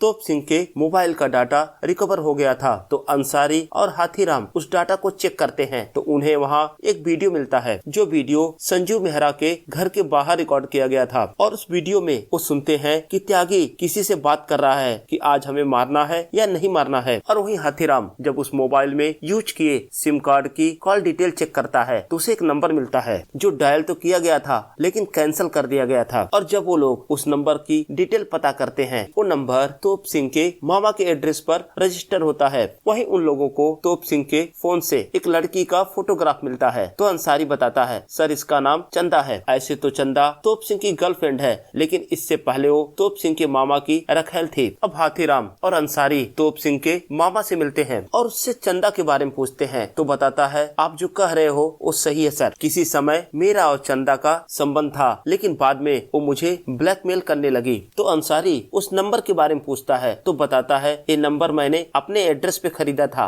लेकिन ये चंदा यूज करती है और मुझे नहीं पता कि इस समय वो कहाँ है और किसके साथ है। और तभी हाथीराम को उसके पुलिस स्टेशन से कॉल आता है। वहाँ पहुँचता है तो उसे पता चलता है कि चीनी के लड़के होने की बात मीडिया में लीक हो चुकी है और पुलिस स्टेशन के बाहर मीडिया की भीड़ लगी हुई थी। जब वो अंदर जाता है तो उससे डीएसपी साहब मिलते हैं और उसको बोलते हैं कि कमिश्नर साहब का ऑर्डर है कि तुम इस केस को सीबीआई को हैंडओवर कर दो और तुम्हें आज से सस्पेंड किया जा रहा है। और इसी के साथ एपिसोड 4 यहीं पर समाप्त हो जाता है। एपिसोड 5 की शुरुआत में हम देखते हैं हाथीराम का बचपन। हाथीराम अपने फादर के साथ खाना खा रहा होता है तो बोलता है एक ही तरह का खाना मैं रोज रोज नहीं खा सकता। तो हाथीराम का फादर उस पे नाराज होता है और बोलता है तेरी वजह से मैंने शादी नहीं की और तू नखरे दिखा रहा है। और हम देखते हैं हाथीराम का फादर छोटी छोटी बातों में हाथीराम की पिटाई कर देता है। अब सीन शिफ्ट होकर प्रेजेंट में आ जाता है। जब हाथीराम सस्पेंड होकर अपने घर पहुंचता है तो उसकी वाइफ बोलती है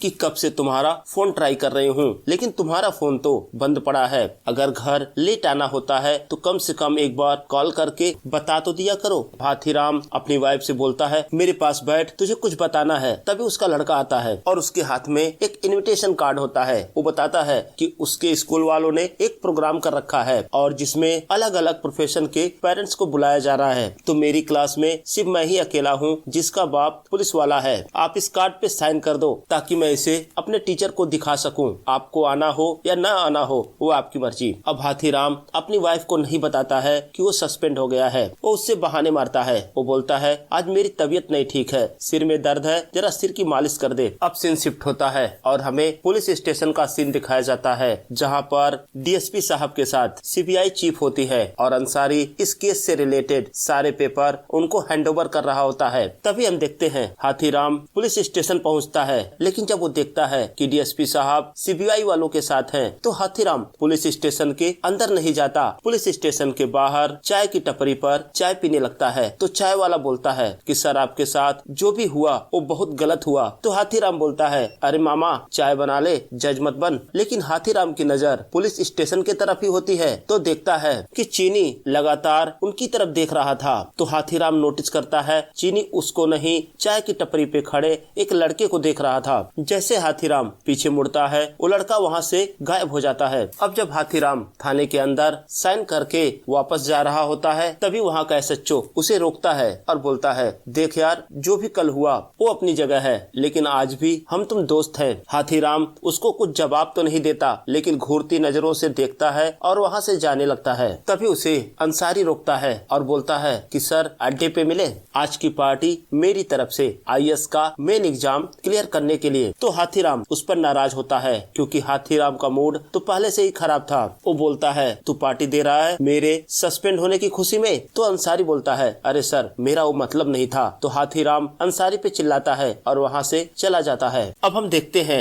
सीबीआई के लोग उन चारों से पूछताछ करते हैं और फिर एक घर पर छापा मारते हैं जहां उन्हें ढेर सारी बंदूकें और कुछ पेपर मिलते हैं जिनमें पासपोर्ट और कुछ बुक्स मिलती हैं। और वही दूसरी तरफ हम हाथीराम को देखते हैं वो रोज थाने आता है और सिग्नेचर करके चला जाता है और यमुना के किनारे बने हुए घाट पर बैठकर शराब पीता है। एक दिन हाथीराम अपनी डायरी चेक करता है तभी उसे मुकेश तलेजा की याद आती है। वो दोबारा उसके ऑफिस जाता है, लेकिन वहाँ उसे पता चलता है मुकेश तलेजा तो दुबई जा चुका है। तो हाथीराम पूछता है वो कब दुबई गए? तो वहाँ के रिसेप्शन पे वो लड़की बताती है कि जब लास्ट टाइम आप उनसे मिलने आए थे उसके दूसरे दिन ही वो दुबई चले गए और तब से वो इंडिया वापस नहीं आए। हाथीराम को मुकेश पर पहले से ही शक था। अब उसके दुबई भाग जाने के बाद उसका शक और भी मजबूत हो जाता है। तो हाथीराम डीएसपी साहब से मिलने उनके घर पर जाता है। तो हाथीराम डीएसपी साहब से बोलता है कि सर कोई तो चाहता है कि मैं इस केस पर काम ना करूं और मेरी इन्वेस्टिगेशन सही जा रही थी।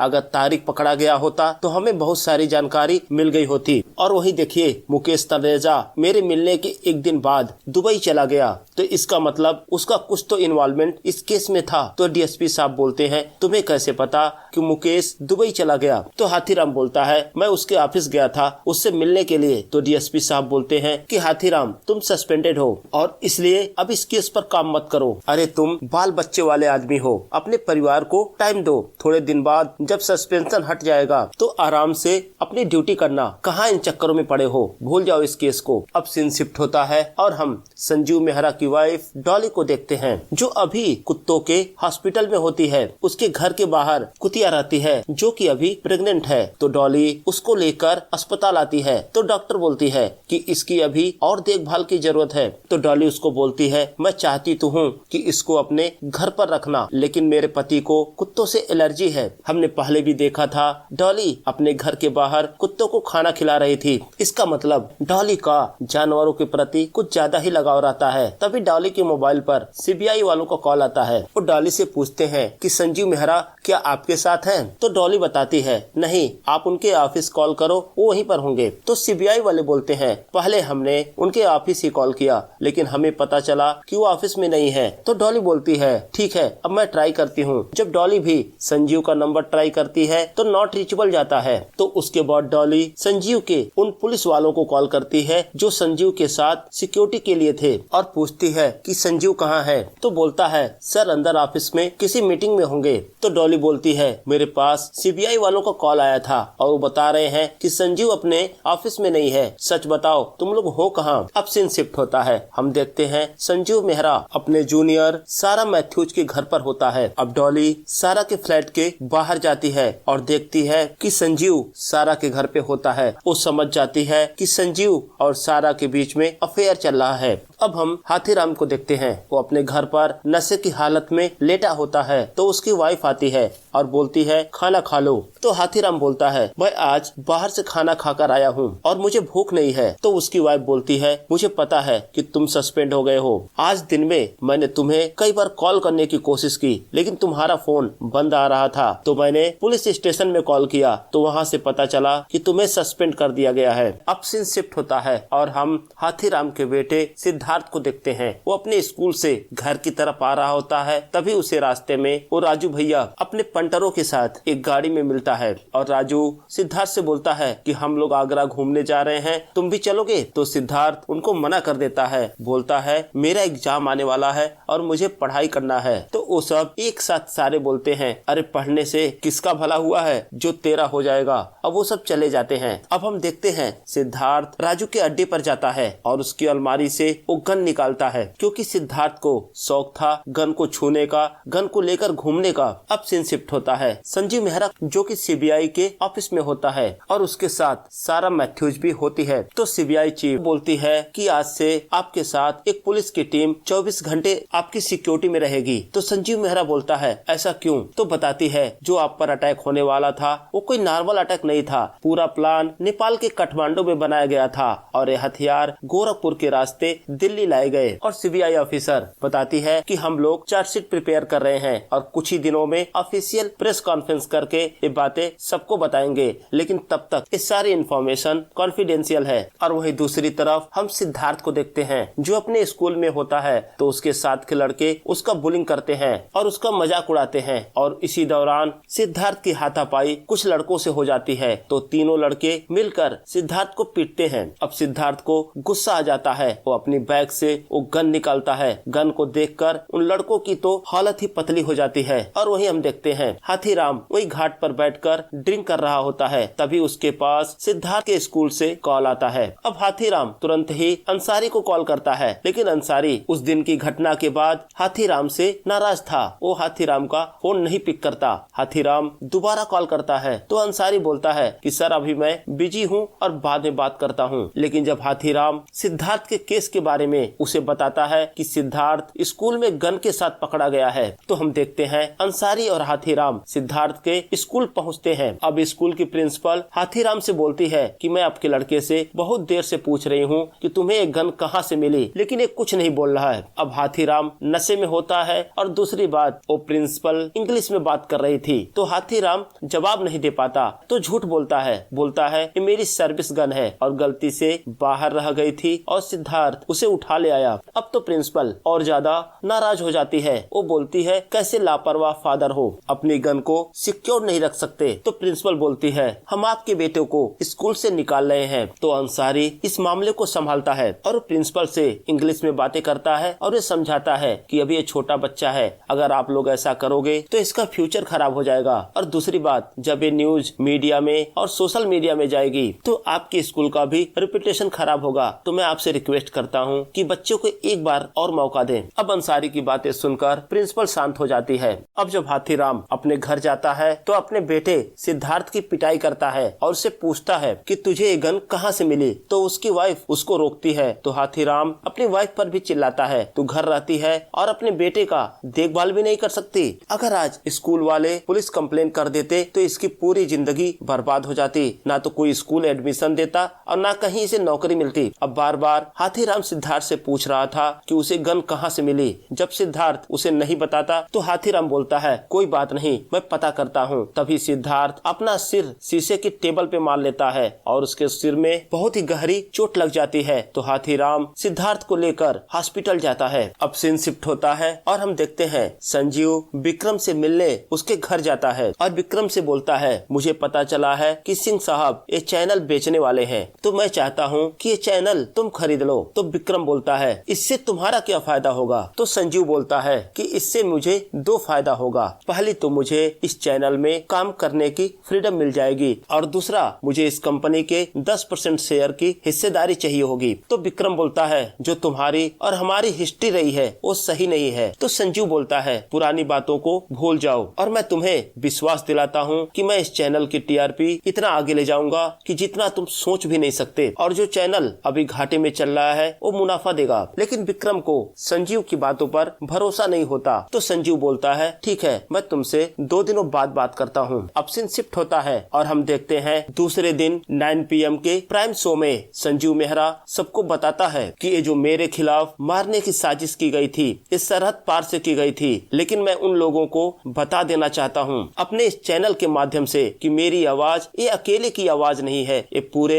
हिंदुस्तान की आवाज है और मैं उन लोगों से डरने वाला नहीं हूँ। मैं कल भी सत्य के लिए आवाज उठाता था और आज भी उठाता रहूंगा। और इस न्यूज के बाद संजीव के चैनल की टीआरपी बढ़ जाती है और संजीव और भी पॉपुलर हो जाता है। अब सीन शिफ्ट होता है और हम देखते हैं हाथीराम अंसारी से मिलने उसके घर जाता है और अंसारी से उस दिन के लिए सॉरी बोलता है और अंसारी को बोलता है कि तू टेंशन न ले, इस केस में जो भी गलतियां हुई हैं उनकी जिम्मेदारी मैं ले लूंगा। तभी अंसारी बोलता है कि सर कल सीबीआई वाले प्रेस कॉन्फ्रेंस करने वाले हैं और जिसमें वो इस केस की सारी डिटेल सबको बताएंगे। अब हम देखते हैं दूसरे दिन हाथीराम भी उस प्रेस कॉन्फ्रेंस में जाता है जहां सीबीआई वाले बताते हैं कि कबीर एक ट्रेंड टेररिस्ट है जिसकी ट्रेनिंग पीओके में दी गई, और वहीं वो लोग चीनी को नेपाली एजेंट बताते हैं। और हम देखते हैं हाथीराम जहां बैठा होता है उससे थोड़ी दूर पर सारा मैथ्यूज बैठी होती है। तो सारा हाथीराम से पूछती है आप तो इस केस के इंचार्ज थे ना, मैंने भी इस केस पर कुछ काम किया था, मेरी कुछ क्यूरियोसिटी थी। तो हाथीराम बोलता है अरे मैम एक क्यूरियोसिटी बहुत ही बुरी चीज होती है, अब देखो मुझे सस्पेंड करवा दिया। और वहीं सीबीआई वाले बताते हैं कि गाड़ी का अरेंज तारिक नाम के एक आदमी ने किया था, लेकिन बाद में तारिक ने सुसाइड कर लिया और उसका सुसाइड नोट हमें उसके घर से मिला था। और सीबीआई ये भी बताती है कि इन लोगों ने अपने सेफ्टी पर्पस के लिए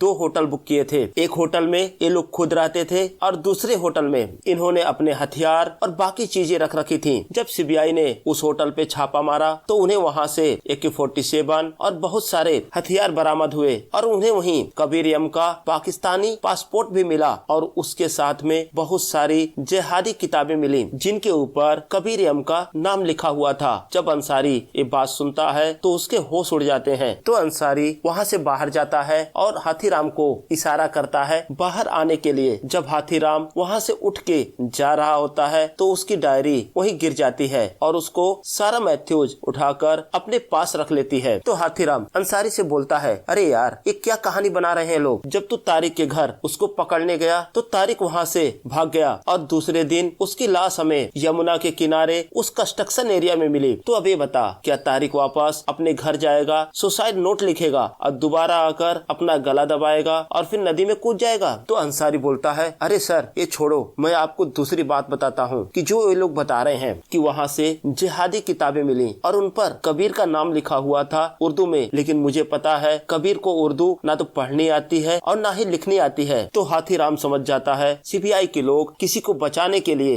एक नई कहानी बना रहे हैं। लेकिन सवाल ये था कि सीबीआई के लोग किसे बचाना चाहते हैं। और इसी के साथ एपिसोड 5 यहीं पर समाप्त हो जाता है। एपिसोड 6 की शुरुआत में हम देखते हैं हाथीराम और अंसारी उस बिल्डिंग के मालिक से मिलते हैं जिस बिल्डिंग में सीबीआई वालों को वो हथियार और पेपर मिले थे। तो अंसारी पूछता है कि कमरा को रेंट पे देने से पहले तुमने सब कुछ वेरीफाई किया था ना? तो बोलता है हाँ सर, मैं सारे काम लीगल ही करता हूँ और कमरे को रेंट पे उठाने से पहले मैंने सारे डॉक्यूमेंट चेक किए थे। तो अंसारी पूछता है वो लोग आपसे मिलने पहली बार कब आए थे? तो बोलता है पिछले महीने की 12 तारीख को हम लोग यही बैठकर एग्रीमेंट के पेपर पर साइन किया था। तभी हाथीराम की नजर सीसीटीवी कैमरे पर जाती है और तभी हाथीराम के पास एक अननोन कॉल आता है और दूसरी साइड से कोई बोलता है कि सर चीनी बेगुनाह है और उसे झूठे केस में फंसाया जा रहा है। तो हाथीराम पूछता है तुम कौन हो? तो बोलता है अगर आपको सच्चाई जाननी है तो निजामुद्दीन रेलवे स्टेशन पर आकर मुझसे मिलो। जब हाथीराम और अंसारी उस बिल्डिंग से बाहर आते हैं तो हाथीराम बोलता है इसने सीसीटीवी कैमरा लगा रखा है। अगर पिछले महीने की 12 तारीख को उस चेयर पर बैठकर एग्रीमेंट साइन हुआ था तो सीसीटीवी की फुटेज तो होनी चाहिए। अब हाथीराम निजामुद्दीन रेलवे स्टेशन जाता है। जब हाथीराम और अंसारी उस लड़के से मिलते हैं तो देखते हैं ये वही लड़का था जो उनके पुलिस स्टेशन के बाहर चाय की दुकान पर काम कर रहा था। तो हाथीराम उससे पूछता है तू कैसे जानता है चीनी को? तो लड़का कहानी सुनाता है और सीन शिफ्ट होकर पास्ट में चला जाता है। वो बताता है ये बहुत पुरानी बात है, तब मैं भी छोटा था। एक दिन ब्रह्मपुत्र मेल में एक छोटा बच्चा मुझे रोते हुए मिला और उसने बताया कि कुछ महीने पहले उसके माँ बाप की डेथ हो गई थी। उसके बाद उसका मामा उसको इस ट्रेन में छोड़कर चला गया और तभी से चीनी हम लोगों के साथ यही रेलवे स्टेशन पर रहता था और हम सब लड़के जो कूड़ा बेचकर पैसे इकट्ठा करते थे उन्हीं पैसों से साहब हम भी खाते थे और चीनी को भी खिलाते थे। और बाद में जब हमने देखा कि चीनी लड़कियों की तरह रहना पसंद करता था तो हम लोग उसे ट्रेन में माता रानी का ड्रेस पहनाकर ट्रेन में घुमाते थे और लोगों से पैसे लेते थे। लेकिन कुछ दिन बाद यहीं पर एक रिक्शा वाला था जो बदमाश था, उसकी बुरी नजर चीनी पर पड़ गई और उसने चीनी को सेक्सुअली हैरेस किया और बाद में जब वो गुंडा मारा गया तब जाकर चीनी कहीं उसके चंगुल से आजाद हो पाया। तो चीनी को पढ़ने का शौक था, वो रात में फ्री की क्लासेस अटेंड करता था और पढ़ाई करने के बाद उसे एक शॉपिंग मॉल में नौकरी मिल गई थी और वहीं उसने मसाज करना सीखा और फिर वहीं उसकी मुलाकात मुकेश तलेजा से हुई और उसके बाद से चीनी सिर्फ मुकेश के लिए काम करने लगा। उसके बैग की डिलीवरी देने के लिए अलग अलग जगहों पे जाता था। तो अंसारी पूछता है आखिर उस बैग में होता क्या था? तो लड़का बताता है उसमें हवाला का पैसा होता था। तो हाथीराम पूछता है क्या कभी वो चित्रकूट गया था? तो लड़का बोलता है हाँ बहुत बार, अक्सर वो चित्रकूट जाया करता था। वो बोलता है साहब मैंने उसे बहुत समझाया कि ये काम खतरनाक है। तो बोलता था एक बार 5 लाख रुपए इकट्ठा हो जाए फिर मैं ये सब काम छोड़ दूंगा। अब सीन शिफ्ट होता है और हम देखते हैं उन चारों को सेंट्रल जेल में शिफ्ट कर दिया जाता है और वहीं दूसरी तरफ हम उस राजू टपोरी को देखते हैं जो अपने अलमीरा में उस गन को ढूंढ रहा था, लेकिन वो गन तो सिद्धार्थ चुरा ले गया था। वो अपने लड़कों से पूछता है कि अभी भी समय है, बता दो वो गन किसने ली है। और तभी हम देखते हैं राजू का बॉस आता है जिसने वो गन राजू को दी थी। वो राजू से पूछता है गन कहाँ है? तो राजू उसको बोलता है कि भाई गन मैंने अलमीरा में रखा था लेकिन अभी मिल नहीं रही है, मैं शाम तक आपको लाकर देता हूँ। तो राजू का बॉस उसके पंटरों के सामने ही उसकी बेइज्जती करता है, उसको गालियाँ देता है और उसको मारता भी है और बोलता है अगर कल तक मुझे मेरी गन नहीं मिली तो मैं तेरा बुरा हाल कर दूंगा। और जब राजू की पिटाई हो रही थी तो सिद्धार्थ भी वही खड़ा था, वो बुरी तरह से डरा हुआ था। अब सिद्धार्थ अपने घर आता है और अपने फादर हाथीराम से बोलता है कि पापा मुझे गन दे दो, मैं जिससे लिया था चुपचाप उसके घर में रख दूंगा। तो हाथीराम बोलता है पहले तुझे उसका नाम बताना होगा, मैं भी जानना चाहता हूँ कि तुझे गन चलाना कौन सिखा रहा है। तो सिद्धार्थ कुछ नहीं बोलता। अब सीन शिफ्ट होता है और हम देखते हैं हाथीराम और अंसारी रात में उस घर में जाते हैं जहाँ से सीबीआई वालों को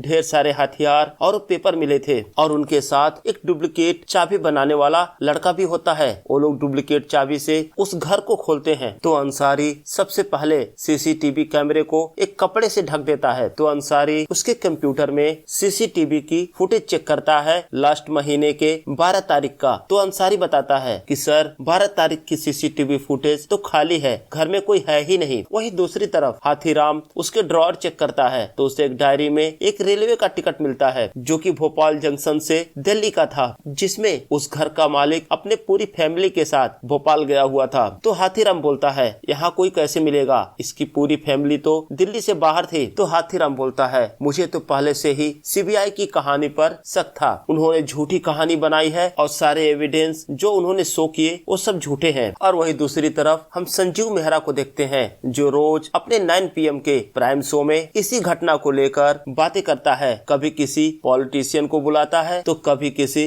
जर्नलिस्ट को बुलाकर बातें करता है। संजीव मेहरा को एक बहाना मिल गया था अपने डूबते हुए चैनल की TRP को बढ़ाने के लिए, लेकिन वहीं हम देखते हैं सारा मैथ्यूज को ये सब बातें सही नहीं लगती, क्योंकि सारा भी जानती थी कि सीबीआई ने जो भी आरोप लगाए हैं वो सब गलत है। अब सारा अपना बैग चेक कर रही होती है, तभी उसे हाथीराम की वो डायरी मिलती है। और अब सीन शिफ्ट होता है, हम हाथीराम और अंसारी को देखते हैं। वो कबीर के फादर से मिलते हैं। तो कबीर का फादर बताता है पहले तो कबीर छोटी मोटी चोरियां करता था, फिर बाद में बड़ी गाड़ियां चुराने लगा और इन चक्करों में कई बार जेल गया। लेकिन पिछले 5-6 सालों से ना तो मेरी उससे कोई बात हुई और ना ही मुलाकात हुई। तो अभी वो कहाँ रहता है और क्या करता है मुझे कुछ भी मालूम नहीं है सर। अब सीन शिफ्ट होता है और हम चीनी को देखते हैं जो जेल में होता है और उसके बाल काटे जा रहे थे, लेकिन चीनी को अपने बालों से कुछ ज्यादा ही लगाव था और जिसकी वजह से चीनी रो रहा था और उसके सामने कबीर बैठा होता है। तो कबीर बोलता है अरे रो मत, बाल ही तो है, फिर बड़े हो जाएंगे, ऐसे भी छोटे बाल भी तुझ पर सूट करेंगे। तभी हम देखते हैं एक लड़का उधर आता है जिसके हाथ में ब्लेड होता है, वो कबीर पर हमला करता है और इसी के साथ सीन शिफ्ट हो जाता है। अब हम सिद्धार्थ को देखते हैं जो अपने घर के बाहर अपनी साइकिल को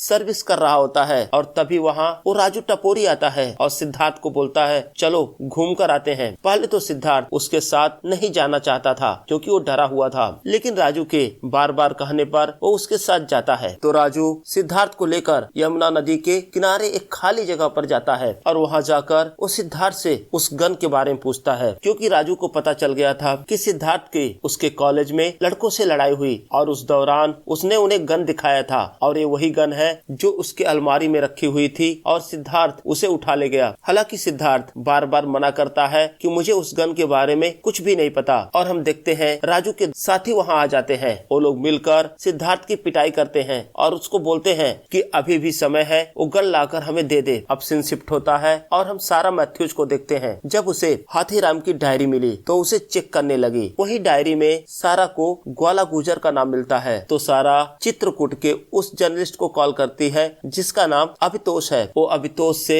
ग्वाला गुजर के बारे में पूछती है ग्वाला गुजर के पॉलिटिकल कनेक्शन कैसे है और वहीं वो ग्वाला गुजर के काम के बारे में पूछती है। तो अभितोष बताता है मैम उनका काम बड़े बड़े रोड के कॉन्टेक्ट लेना है और मैं इससे ज्यादा आपको कुछ नहीं बता सकता, बाकी आप खुद ही समझदार हैं। लेकिन सारा को ग्वाला गुजर के बारे में और जानकारी चाहिए थी। तो अभितोष बोलता है अगर आपको ज्यादा जानकारी चाहिए तो 90 के दौरान चित्रकूट में जितनी भी सड़कें बनी हैं और जितने भी पुल बने हैं उनके बारे में पता करो। अब सारा इंटरनेट पर इंफॉर्मेशन चेक करती है तो उसे 2004 का एक न्यूज आर्टिकल दिखता है। उसके बाद सारा अपने न्यूज चैनल के लाइब्रेरी में जाती है और सन 2004 के पेपर्स को चेक करती है। तो उसे वहाँ एक न्यूज आर्टिकल मिलता है जिसके अंदर एक हाईवे के बारे में न्यूज छपी होती है जहाँ चित्रकूट का पॉलिटिशियन वाजपेयी होता है और साथ में ग्वाला गुजर का फोटो होता है। और वहीं दूसरी तरफ हम हाथीराम को देखते हैं, वो अंसारी के साथ अपने घर पर रात में जाता है। तो हाथीराम की वाइफ उस पर चीखने लगती है, बोलती है पूरे दिन मैंने तुम्हें कॉल किया लेकिन तुमने मेरी एक भी कॉल का जवाब नहीं दिया, ना तो फोन पिक करते हो और ना वापस कॉल बैक करते हो। तो हाथीराम बोलता है आखिर हुआ क्या है। वो बोलती है सिद्धार्थ को किसी ने मारा है और ये सब उस बंदूक के चक्कर में हो रहा है जो तुमने अपने पास रखी है। अब हाथीराम सिद्धार्थ से उसका नाम पूछता है तो देखता है सिद्धार्थ बहुत डरा हुआ था, लेकिन हाथीराम बोलता है बेटा बस तू नाम बता दे। तो सिद्धार्थ बताता है उसका नाम राजू भैया है। अब हाथीराम अलमीरा से वो गन निकालता है और सिद्धार्थ को बोलता है तू चल अभी मेरे साथ। अब हाथीराम की वाइफ उसे रोकने की कोशिश करती है तो हाथीराम गुस्से में आकर उसे थप्पड़ मार देता है। अब हाथीराम राजू के घर जाता है और उसको पीटने लगता है, बोलता है तेरी हिम्मत कैसे हुई मेरे बेटे को हाथ लगाने की, और तुझे गन चाहिए ना, चल दिलाता हूँ। वो राजू को पीटता हुआ और घसीटता हुआ उसके घर से बाहर लाता है। तो राजू बताता है वो गन मेरी नहीं है, मेरे बॉस की है। अब राजू हाथीराम अंसारी के साथ में अपने बॉस के घर जाता है। तो हाथीराम राजू के बॉस से मिलता है और उन सबकी पिटाई करता जाता है और बोलता है, ये ले तू अपनी गन, लेकिन अगर दोबारा कभी मेरे बेटे की तरफ नजर भी उठाकर देखी ना तो अगली बार तुझे जान से मार दूंगा। अब जब हाथीराम अपने घर वापस आता है तो देखता है उसकी वाइफ घर के बाहर ही खड़ी थी। वो जैसे ही रिक्शे से उतरता है उसकी वाइफ उसको जोरदार थप्पड़ मारती है और अपने बेटे सिद्धार्थ को लेकर घर के अंदर चली जाती है।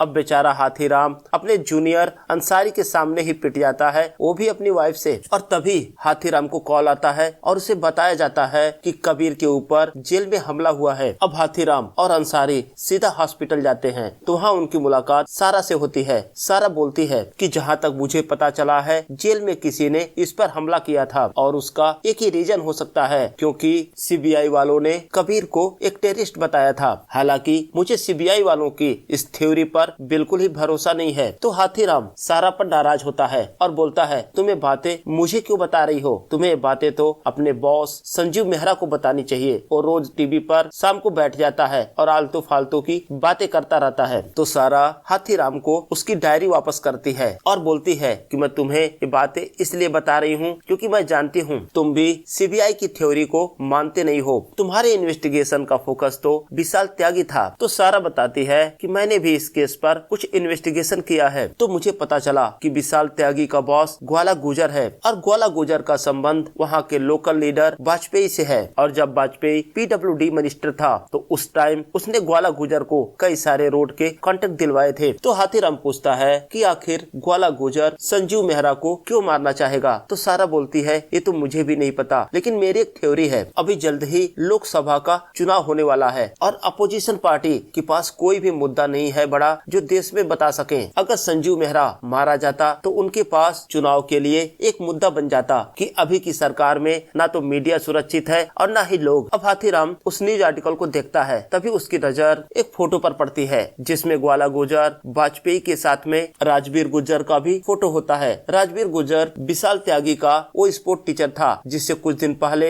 हाथीराम चित्रकूट में मिला था। लेकिन राजबीर ने एक बार भी हाथीराम से नहीं बताया कि पहले वो पुलिस डिपार्टमेंट के लिए काम करता था। और इसी के साथ एपिसोड 6 यहीं पर समाप्त हो जाता है। एपिसोड 7 की शुरुआत हम एक जंगल का सीन देखते हैं जहाँ ग्वाला गुजर अपने 2 लोगों के साथ एक डॉक्टर की आंखों पर पट्टी बांधकर उसे कहीं ले जा रहा था। अब डॉक्टर की आंखों पर पट्टी बंधी होने की वजह से वो सही से चल नहीं पा रहा था और साथ ही काफी लंबी दूरी चलने के बाद उसे प्यास लग रही थी। डॉक्टर उन लोगों से बोलता है कि मुझे प्यास लगी है और थोड़े रेस्ट की जरूरत है। तभी उनमें से एक अपनी जेब से गन निकालता है और डॉक्टर के मुंह में डाल देता है और बोलता है, बता प्यास बुझाऊं क्या? डॉक्टर डर जाता है और चुपचाप चलने लगता है। अब जंगल में काफी अंदर जाने के बाद वो लोग एक जगह पर पहुंचते हैं जहां एक छोटा सा घर होता है और बाहर चबूतरा बना होता है और चबूतरे पर एक आदमी बंदूक लेकर बैठा होता है। अब डॉक्टर की आंखें खोल दी जाती हैं, उसे कमरे में ले जाते हैं तो कमरे के अंदर एक आदमी चारपाई पर लेटा होता है और चारपाई के नीचे एक जूता रखा होता है। जूते को देखकर वो डॉक्टर समझ जाता है ये आदमी कोई और नहीं दुनलिया गुजर है।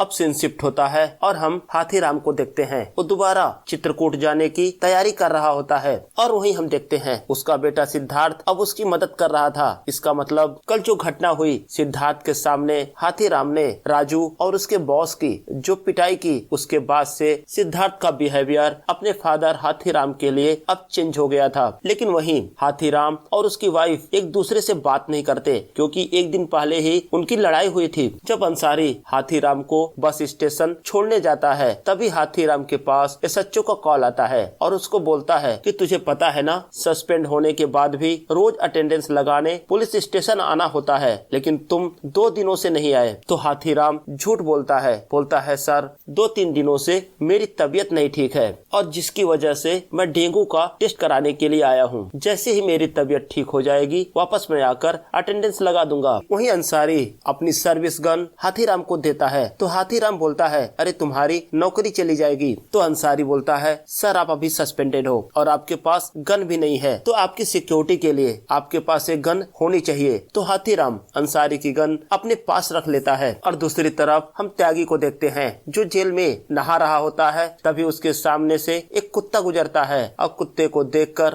त्यागी मुस्कुराने लगता है। पहली बार हम त्यागी को मुस्कुराता देखते हैं। तभी एक आदमी उस कुत्ते को लात से मारता है। अब त्यागी को गुस्सा आ जाता है, वो अपना नहाना छोड़कर उस आदमी की पिटाई करने लगता है। अब सारे पुलिस वाले मुश्किल से उसे पकड़कर दूर ले जाते हैं और इधर हम देखते हैं हाथीराम अब बस में बैठा होता है चित्रकूट जाने के लिए और वो रास्ते में अपनी डायरी को चेक कर रहा होता है जिसमें उसने अपने इन्वेस्टिगेशन के दौरान लोगों का नाम, पता और उनके बारे में लिख रखा था। और तभी बस के पहिए के नीचे कोई जानवर आ जाता है तो बस ड्राइवर बस को रोककर नीचे उतरता है और देखता है एक कुत्ता मरा पड़ा होता है। अब बस ड्राइवर दोबारा बस को लेकर वहाँ से निकल जाता है। तो यहाँ हमें दो तरह के लोग दिखाए जाते हैं। एक विशाल त्यागी जो खूंखार अपराधी है, 45 लोगों को हथौड़े से मार चुका है, लेकिन फिर भी वो जानवरों से बहुत प्यार करता है, खासकर कुत्तों से। और वहीं दूसरी तरफ वो बस ड्राइवर वो चाहता तो कुत्ते को मरने से बचा सकता था, लेकिन उसने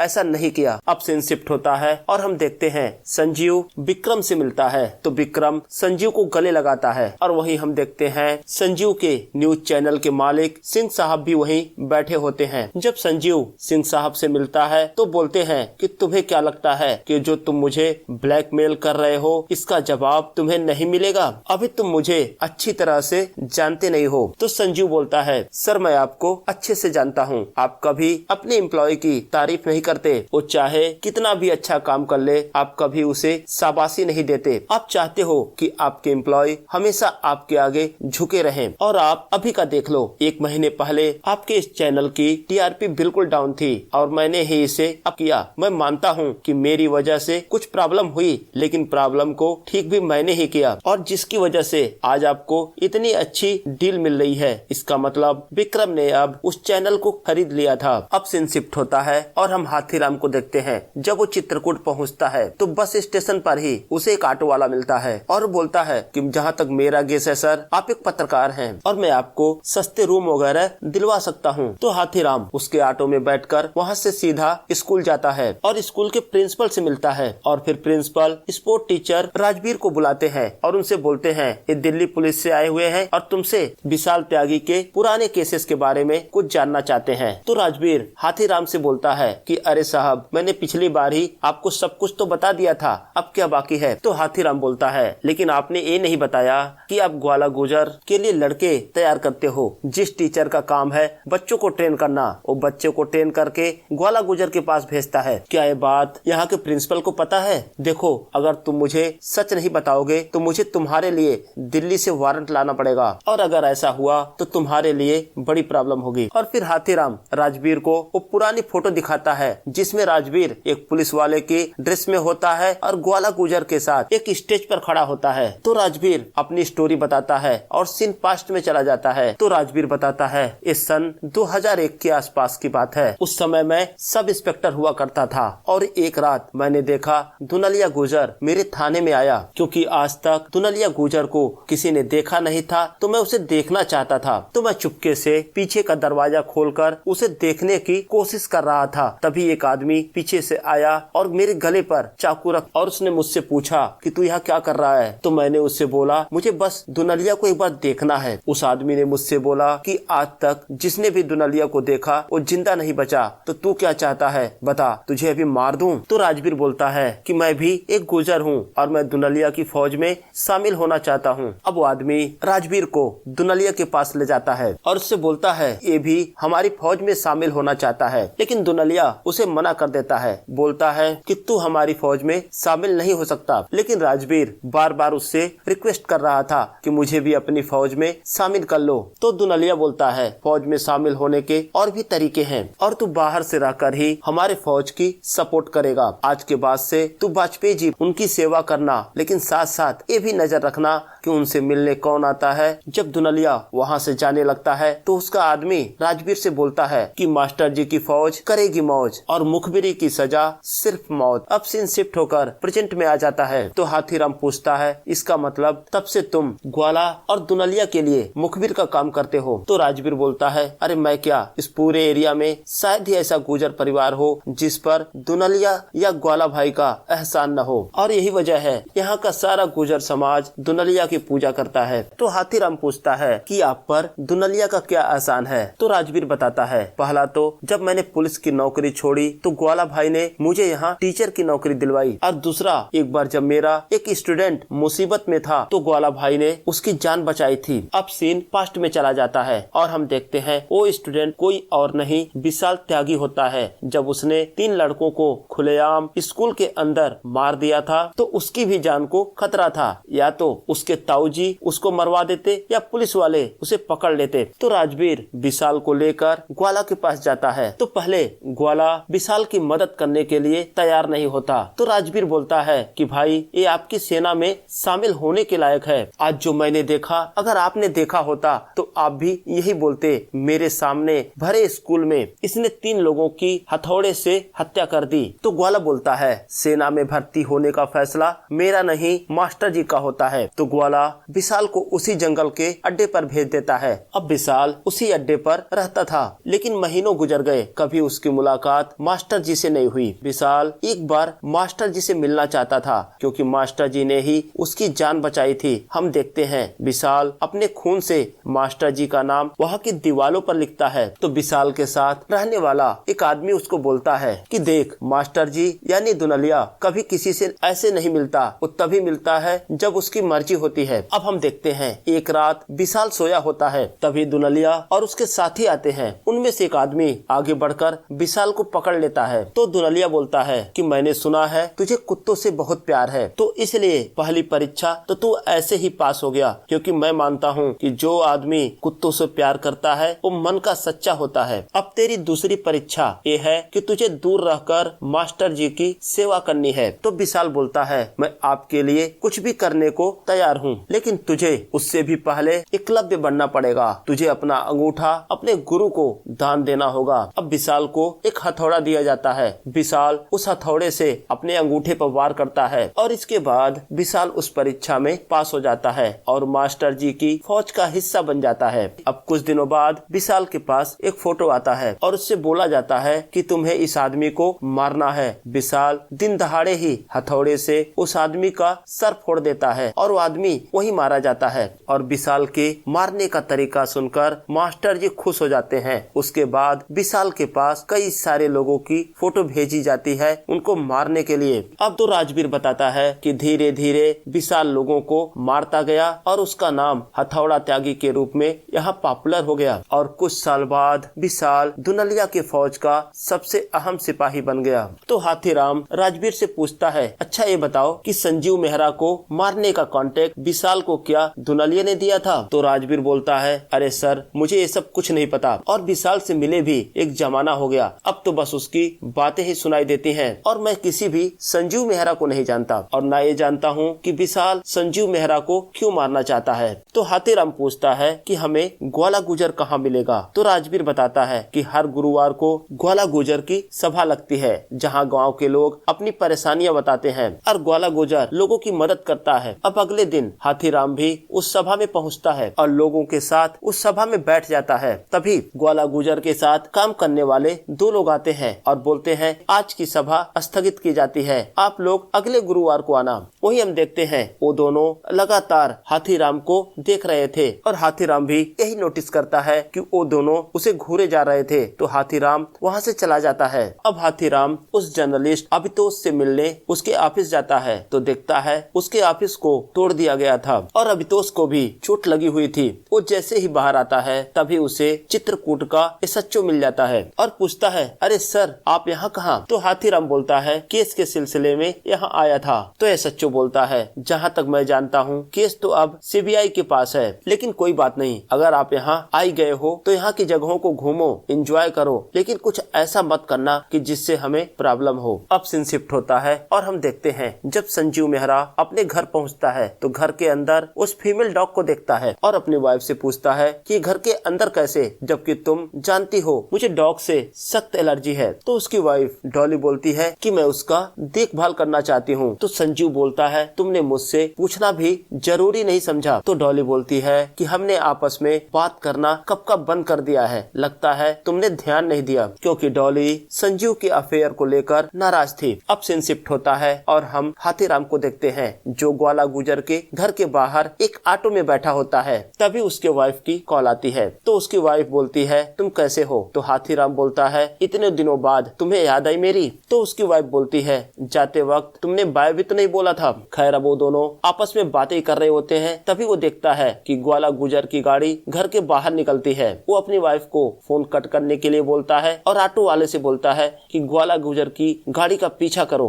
अब हाथीराम ग्वाला गुजर का पीछा करते हुए घाट तक जाता है। वहीं हम देखते हैं ग्वाला गुजर के लोग हाथीराम को नोटिस कर रहे थे, लेकिन हाथीराम नोटिस करता है कि ग्वाला गुजर घाट पर जाकर एक पंडित के साथ एक पूजा करा रहा होता है और ये पूजा देखने में ऐसी लगती है जैसे वो किसी का पिंडदान कर रहा हो, यानी कि किसी के मौत की बात का पूजा। लेकिन हाथीराम समझ नहीं पाता कि ग्वाला गुजर के घर पे किसकी मौत हुई होगी। अब ग्वाला गुजर का एक आदमी गन निकालता है और हाथीराम का पीछा करता है। हाथीराम वहाँ से भागता है। आगे जाकर हाथीराम एक दीवार के सहारे छिप जाता है। वो आदमी सब तरफ देखता है, लेकिन जब उसे हाथीराम नहीं मिलता तो वहाँ से चला जाता है और इस तरह हाथीराम की जान बच जाती है। और तभी हाथीराम को डीएसपी साहब का कॉल आता है और उससे बोलते हैं कि अभी मेरे पास चित्रकूट के एसएचओ का कॉल आया था और उसने बताया कि तुम अभी चित्रकूट में हो। देखो हाथीराम, तुम्हारे ऊपर एक इंक्वायरी ऑलरेडी चल रही है। अगर तुमने कुछ गड़बड़ किया तो मैं तुम्हें बचा नहीं पाऊंगा। तो हाथीराम बोलता है, सर जब तक मेरा बाप जिंदा था मुझे बेवकूफ समझता था, लेकिन मैं अपने बेटे की नजर में बेवकूफ नहीं बनना चाहता। यह कह के वो कॉल डिस्कनेक्ट कर देता है और इसी के साथ एपिसोड 7 यहीं पर समाप्त हो जाता है। एपिसोड 8 की शुरुआत में हमें कलकत्ता का एक रेस्टोरेंट दिखाया जाता है, जहाँ शुक्ला नाम का एक आदमी अपनी वाइफ के साथ डिनर करने गए होते हैं,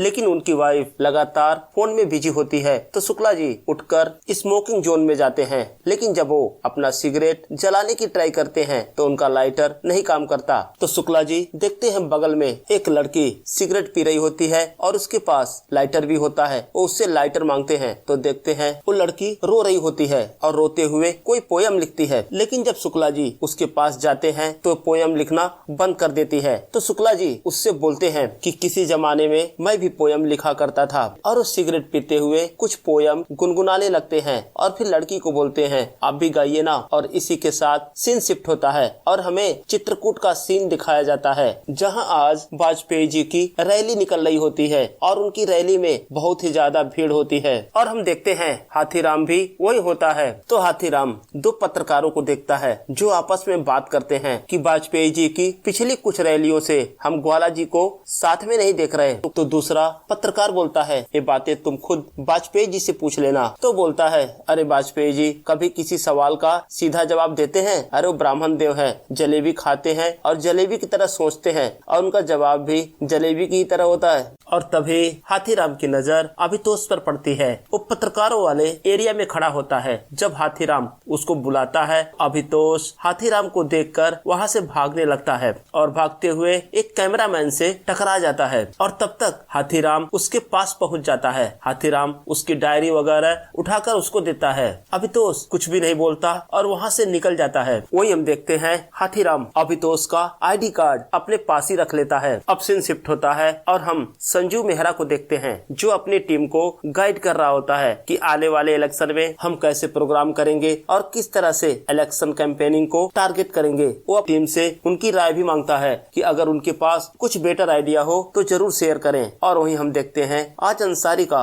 आईएएस का इंटरव्यू चल रहा होता है। अब सीन शिफ्ट होकर वापस चित्रकूट पर आ जाता है और हम देखते हैं रैली के बाद अब वाजपेयी जी पत्रकारों से बात करने वाले थे। तो हाथीराम अभितोष का आईडी कार्ड इस्तेमाल करके वहां पहुंच जाता है, क्योंकि उस जगह पर केवल पत्रकारों की ही एंट्री थी। और वहीं हम शुक्ला जी और उस औरत को देखते हैं जिसे हमने एपिसोड के शुरुआत में देखा था। और वहीं हाथीराम नोटिस करता है कि शुक्ला जी और उस औरत के बीच में कुछ तो संबंध था। दोनों आपस में हंसकर बातें कर रहे होते हैं। अब प्रेस कॉन्फ्रेंस खत्म हो जाती है। अब हाथीराम और भी जानकारी इकट्ठा करने के इरादे से वहाँ के सिक्योरिटी गार्ड से मिलता है। तो बताता है कि जो आदमी अभी वाजपेयी जी के साथ गया वो उनका पीए है, उनका नाम है शुक्ला जी। तो हाथीराम बोलता है वो तो मैं जानता हूँ शुक्ला जी को, लेकिन शुक्ला जी के साथ जो औरत थी उसका चेहरा देखकर मुझे ऐसा लगता है कि मैं उसे जानता हूँ। एक्चुअली हाथीराम उस गार्ड से और भी जानकारी लेना चाहता था, लेकिन वो गार्ड कुछ भी बताने से मना कर देता है। तो हाथीराम अपने ऑटो वाले के साथ वहीं बाहर बैठकर उस औरत का इंतजार करता है।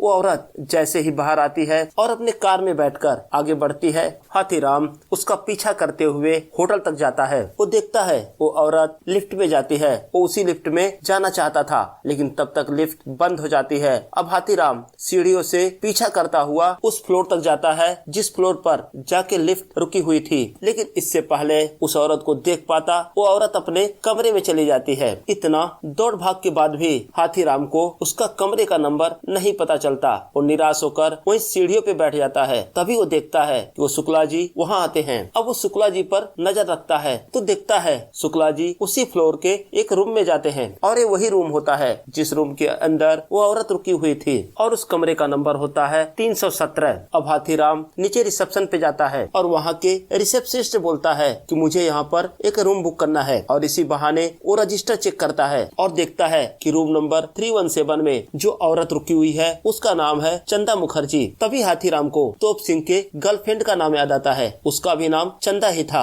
वो डबल चेक करने के लिए अपनी डायरी खोलता है तो देखता है तोप सिंह के गर्लफ्रेंड का नाम चंदा होता है। और तभी हाथीराम को तोप सिंह के फोन में मिले वो फोटोग्राफ याद आते हैं। वो कंफर्म हो जाता है कि ये तोप सिंह की एक्स गर्लफ्रेंड चंदा ही है और सीन फ्लैशबैक में चला जाता है और हम देखते हैं चंदा और तोप सिंह एक साथ होते हैं और एक कमरे में होते हैं। अब सीन प्रेजेंट में आ जाता है और हम देखते हैं शुक्ला जी और चंदा एक दूसरे के साथ इंटीमेट होते हैं और वहीं हाथीराम होटल के बाहर नजर रखे हुए था। जैसे ही शुक्ला जी होटल से बाहर जाते हैं तुरंत ही हाथीराम उस कमरे का दरवाजा नॉक करता है तो चंदा देखती है कि शुक्ला जी अपना रिस्ट वॉच वहीं भूल गए थे तो उसे लगता है कि शायद शुक्ला जी दोबारा आए हैं। और जैसे ही दरवाजा खोलती है हाथीराम कमरे के अंदर घुस जाता है तो चंदा बोलती है ये क्या तरीका है किसी औरत के कमरे में आने का, और तुम हो कौन? तो हाथीराम बोलता है मैं दिल्ली पुलिस से हूँ और एक केस के सिलसिले में तुमसे कुछ बातें करनी है। तो चंदा डर जाती है तो हाथीराम बोलता है डरने की कोई जरूरत नहीं है, तुमसे कुछ रूटीन सवाल पूछने हैं तोप सिंह के बारे में। तो चंदा बोलती है कौन तोप सिंह? मैं किसी तोप सिंह को नहीं जानती। तो हाथीराम बोलता है अभी आपको सब कुछ याद आ जाएगा, थोड़ी देर बैठिए तो सही। तो चंदा हाथीराम को धमकाती है, उसको बोलती है तुम जानते हो मैं वाजपेयी जी के लिए काम करती हूँ, एक फोन किया ना और तुम्हारी नौकरी इधर गई। तो हाथीराम बोलता है कोई बात नहीं, ऐसा करो तुम शुक्ला जी को ही बुला लो, अभी यहाँ से बहुत दूर नहीं गए होंगे, मुझे भी उन्हें कुछ बताना है कि कैसे तुम मर्दों को फंसाती हो फिर उनका वीडियो बनाती हो और बाद में वो वीडियो दिखाकर उन्हें ब्लैकमेल करती हो। लेकिन चंदा अभी भी अकड़ दिखाती है और बोलती है कि शुक्ला जी को चाकू के बारे में सब कुछ पता है। तो हाथीराम बोलता है और उसके मामा के बारे में? क्या शुक्ला जी जानते हैं कि तुमने उसके मामा को ब्लैकमेल किया था? अब चंदा डर जाती है तो चंदा हाथीराम को अपनी स्टोरी बताती है। वो बताती है कि चाकू का मामा मेरी मजबूरी का फायदा उठाता था और चाकू तो मेरे पीछे पागल ही हो गया था। और हम देखते हैं चंदा ने चाकू का कॉन्टेक्ट नंबर अपने मोबाइल में पागल नाम से सेव किया था। अब सीन शिफ्ट होकर पास्ट में चला जाता है और ये वही सीन होता है जो हमने एपिसोड की शुरुआत में देखा था कि चंदा अपने होम टाउन कलकत्ता में होती है और अपने माँ बाप के साथ एक रेस्टोरेंट में डिनर कर रही होती है और तभी उसके पास चाकू का कॉल आता है। पहले तो चंदा उसके कॉल को इग्नोर करती है, लेकिन जब लगातार वो कॉल किए जा रहा था तो उसका फोन पिक करती है तो चाकू बताता है कि वो चंदा का पीछा करते हुए कलकत्ता आ गया है और उसके घर के सामने ही खड़ा है और वो चंदा के माँ बाप से शादी की बात करना चाहता है। और चाकू चंदा को धमकाता भी है कि अगर उसने मना किया तो उसके घर के सामने ही अपनी जान दे देगा। तो वही चंदा की मुलाकात शुक्ला जी से होती है और चंदा बताती है कि जब मैं शुक्ला जी से मिली तो मुझे नहीं पता था कि वो इतने बड़े आदमी हैं। मैं तो चाकू और उसके मामा से परेशान हो गई थी और यही वजह थी कि मैं अपना जॉब छोड़कर कलकत्ता चली गई। और जब मेरी जिंदगी में शुक्ला जी आए तो मैं उनसे प्यार करने लगी, लेकिन चाकू अभी भी मुझे कॉल करके परेशान कर रहा था। तो मैंने शुक्ला जी को चाकू के बारे में बताया और करीब 1-1.5 महीने पहले की बात है। शुक्ला जी ने मुझसे बोला कि तुम चाकू को एक काम के लिए राजी कर लो, उसके बाद वो तुम्हें कभी भी परेशान नहीं करेगा। अब हाथीराम पूछता है वो काम क्या था? तो चंदा बताती है उसे दिल्ली के एक होटल में किसी विशाल त्यागी नाम के बंदे से मिलना था और कुछ दिन विशाल के साथ रहकर वहाँ एक काम करना था, लेकिन काम क्या था मुझे नहीं पता। अब हम देखते हैं हाथीराम होटल के बाहर आता है और अंसारी को कॉल करता है और इधर हम अंसारी को देखते हैं जो काफी निराश दिख रहा था क्योंकि आज उसका IAS का इंटरव्यू था और उसे लग रहा था कि शायद इस बार वो सेलेक्ट नहीं हो पाएगा। तो इस वजह से अंसारी काफी निराश होता है और तभी उसे हाथीराम का कॉल आता है। तो हाथीराम बोलता है कि तुम्हारा एक फ्रेंड है एयरटेल में। तो अंसारी बोलता है हाँ, उसका नाम दीपक है। तो हाथीराम बोलता है कि मुझे एक आदमी की कॉल डिटेल निकलवानी है लेकिन अनऑफिशियली। तो अंसारी पूछता है किसका? तो हाथीराम बोलता है डीएसपी साहब का। तो अंसारी बोलता है अरे सर, इस काम के चक्कर में तो मेरी जॉब भी जा सकती है। तो हाथीराम बोलता है हाँ तुम्हारी बात तो सही है, इसमें तुम्हारी जॉब भी जा सकती है। सॉरी यार, मैंने तो ऐसा सोचा ही नहीं। ठीक है, तुम भूल जाओ कि हमारे तुम्हारे बीच में कुछ ऐसी बात भी हुई थी। अब सीन शिफ्ट होता है और हम संजीव को देखते हैं। जब वो अपने घर पहुंचता है तो उसकी वाइफ डॉली बताती है कि उस फीमेल डॉग ने आज 3 बच्चों को जन्म दिया है। और हम देखते हैं संजीव इस पर नाराज नहीं होता और डॉली को बोलता है बहुत बढ़िया किया तुमने जो इस फीमेल डॉग को सहारा दिया। अब सीन शिफ्ट होकर हाथीराम पर आ जाता है। हम देखते हैं वो अपने होटल में रुका होता है। तभी वो देखता है कि उसके कमरे के बाहर कोई आता है और एक पर्ची दरवाजे के नीचे डालकर जाने लगता है। तो हाथीराम अपना गन निकालता है और उसका पीछा करता है। जब हाथीराम उसका पीछा करता है तो देखता है वो तो रिपोर्टर अभितोष होता है। तो हाथीराम उससे पूछता है कि अभितोष ये क्या है। तो अभितोष बोलता है ये समाज विकास पार्टी के उम्मीदवारों की लिस्ट है जो ऑफिशियली 1 सप्ताह बाद अनाउंस होगी। तो हाथीराम बोलता है समाज विकास पार्टी का मतलब वाजपेयी जी के अपोजिट की पार्टी। तो अभितोष बोलता है हाँ। तो हाथीराम पूछता है इसमें है क्या। तो बोलता है चेक करो, इसमें ग्वाला गुजर का नाम है। इसका मतलब इस बार ग्वाला गुजर वाजपेयी जी के खिलाफ चुनाव लड़ेगा। तो हाथीराम कंफ्यूज हो जाता है और अभितोष से पूछता है ये क्या बक रहे हो कि वाजपेयी जी को हमेशा तो ग्वाला गुजर का सपोर्ट होता है। तो अभितोष बोलता है यही तो बात है, लंबे समय से ग्वाला गुजर वाजपेयी को सपोर्ट करता है क्योंकि दुनलिया के काम करने का यही तरीका है। वो कभी भी पॉलिटिक्स में नहीं आना चाहता, वो हमेशा वाजपेयी जी को सपोर्ट करता है। और अभितोष बोलता है कि दुनलिया का बुंदेलखंड में इतना वर्चस्व है कि उसके एक इशारे पे गुजर वोट बैंक इधर से उधर हो सकता है और बदले में वाजपेयी जी दुनलिया को कॉन्ट्रैक्ट दिलवाते हैं और वाजपेयी जी का कट ग्वाला गुजर हवाला के द्वारा वाजपेयी जी तक पहुंचाता है और ये काम लंबे समय से चला आ रहा है और अभी तक तो ऐसा ही चल रहा था। और मुझे यकीन नहीं होता कि दुनलिया वाजपेयी जी के खिलाफ जाकर ग्वाला गुजर को चुनाव लड़वाएगा। तो हाथीराम पूछता है कि वाजपेयी के लोगों ने तुम्हारा ऑफिस क्यों तोड़ा। तो बताता है ऐसे तो वाजपेयी जी दलितों के हृदय सम्राट कहे जाते हैं, लेकिन जब भी वाजपेयी जी किसी दौरे पर जाते हैं गंगा जल के केन से भरी हुई एक जीप उनके साथ होती है। कहने के लिए वो दलितों के घर खाना खाते हैं, लेकिन जैसे ही वो अपने पार्टी हाउस पहुंचते हैं वहां जाकर सबसे पहले गंगा जल से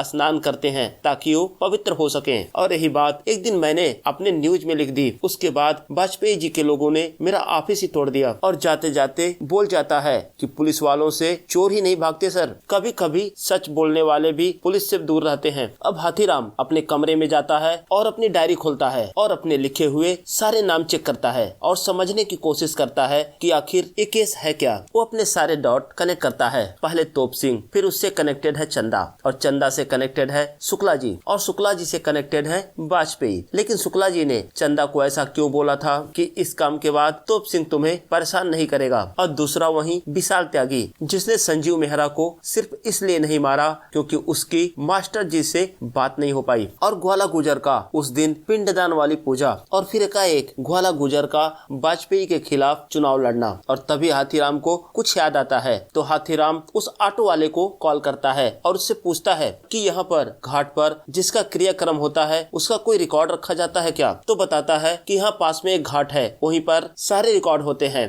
तो हाथीराम बोलता है अभी चलना है मुझे। तो ऑटो वाला बोलता है कि सर इतनी रात को सही नहीं है, लेकिन हाथीराम जिद करता है। वो ऑटो वाला एक दुकान पे बैठा होता है और उसके साथ कुछ और लोग भी बैठे होते हैं। वो उनके सामने ही बोलता है कि ये बंदा मुझे मरवाएगा, सुबह से ही ज्वाला भाई के गाड़ी का पीछा कर रहा है। अब हम देखते हैं हाथीराम उस ऑफिस में पहुंचता है तो देखता है वहां पर जातियों के नाम से अलग अलग डॉक्यूमेंट रखे होते हैं। वो गुजर समाज का डॉक्यूमेंट निकालता है और तभी उसे दुनलिया गुजर का डेथ सर्टिफिकेट मिलता है। और वहीं दूसरी तरफ हम अंसारी को देखते हैं, वो डीएसपी साहब के मोबाइल का लोकेशन और कॉल रिकॉर्ड जब मैच करता है तो दंग रह जाता है। और इधर हम हाथीराम को देखते हैं, जब वो रिकॉर्ड चेक कर रहा होता है तभी वहाँ एक आदमी आ जाता है। वो उसे धक्का देकर बाहर भागता है और तभी उसे अंसारी का कॉल आता है और अंसारी उससे बताता है कि आपका शक बिल्कुल सही था। डीएसपी साहब की कॉल डिटेल और मोबाइल लोकेशन जब मैंने चेक किया तो वो तोप सिंह के पीले वाले फोन के लोकेशन से मैच करता है। तो हाथीराम अंसारी को बोलता है कि तुम एक काम करो, डीएसपी साहब के मोबाइल की कॉल डिटेल और उनके लोकेशन की एक फाइल बनाओ। इधर हाथीराम अपने ऑटो में बैठता है और ड्राइवर को चलने के लिए बोलता है। तभी वो देखता है ज्वाला गुजर के वो दोनों गुंडे दोनों तरफ खड़े होते हैं, उनके हाथों में गन होती है। उनमें से एक ऑटो के ड्राइवर को वही गोली मार देता है और वो हाथीराम से उससे उसका मोबाइल फोन और गन दोनों ले लेते हैं। और इसी के साथ एपिसोड यहीं पर समाप्त हो जाता है। एपिसोड 9 की शुरुआत में हमें पास्ट का समय दिखाया जाता है। जब विशाल त्यागी का जन्म हुआ था तो उसके पिता उसकी कुंडली एक पंडित जी को दिखाते हैं। तो पंडित जी कहते हैं कुंडली तो बहुत ही अच्छी है, ऐसे बच्चे तो सदियों में पैदा होते हैं। पंडित जी की बातें सुनकर उसके पिता खुश होते हैं, लेकिन पंडित जी बोलते हैं एक कुंडली इंसानों की नहीं है, ऐसी कुंडली तो असुरों की होती है। और इस बालक की कुंडली सदियों पहले हिरण्यकश्यप की कुंडली से मैच करती है। और जैसे हिरण्यकश्यप को ब्रह्मा जी का वरदान था कि उसे न तो दिन में मारा जा सकता था, न तो रात में, न तो मित्र न शत्रु, ऐसे ही वरदान तुम्हारे पुत्र को मिले हैं। और इसी के साथ सीन शिफ्ट होता है। अब हम हाथीराम को देखते हैं, जिसे ग्वाला गुजर के वो दोनों गुंडे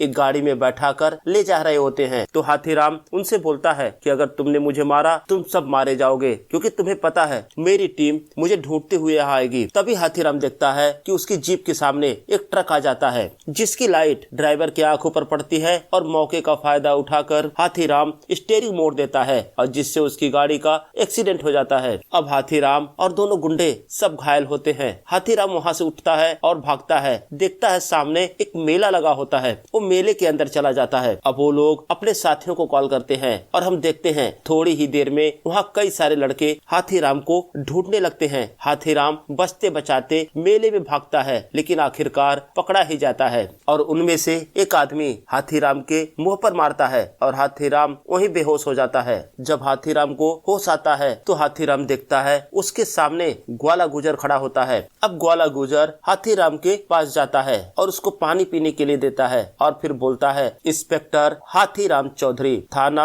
आउटर जमुना पार ड्यूटी से सस्पेंड होने के बावजूद इतनी जोखिम लेकर इन्वेस्टिगेशन कर रहा है, तो बताइए भैया आपको क्या पता चला? तो हाथीराम बोलता है कि यही दुनलिया मारा जा चुका है। अब ग्वाला गुजर उसका गला पकड़ लेता है और पूछता है किस किस को ये बात पता है? तो हाथीराम बोलता है वही जिसने विशाल त्यागी को दिल्ली भेजा था संजीव मेहरा को मारने के लिए। तो ग्वाला गुजर बोलता है वाजपेयी? तो अब हाथीराम पूछता है क्या दुनलिया बीमार था क्या, और इस बात की खबर किस किस को थी? अब ग्वाला गुजर सोचने लगता है और सीन फ्लैशबैक में चला जाता है। हम देखते हैं जब वो डॉक्टर जिसे वो लोग दुनलिया के इलाज के लिए लाए थे वो उनको बताता है कि दुनलिया मर चुका है और तुरंत ही डॉक्टर को गोली मार दी जाती है ताकि दुनलिया के मरने की खबर बाहर किसी को भी न पता चले। अब सीन प्रेजेंट में आ जाता है और हाथीराम ग्वाला को बताता है कि किसी तरह से ये बात वाजपेयी को पता चल गई थी कि दुनलिया मारा जा चुका है। वाजपेयी के लिए आप लोग एक बाहुबली है, लेकिन वाजपेयी कभी नहीं चाहेगा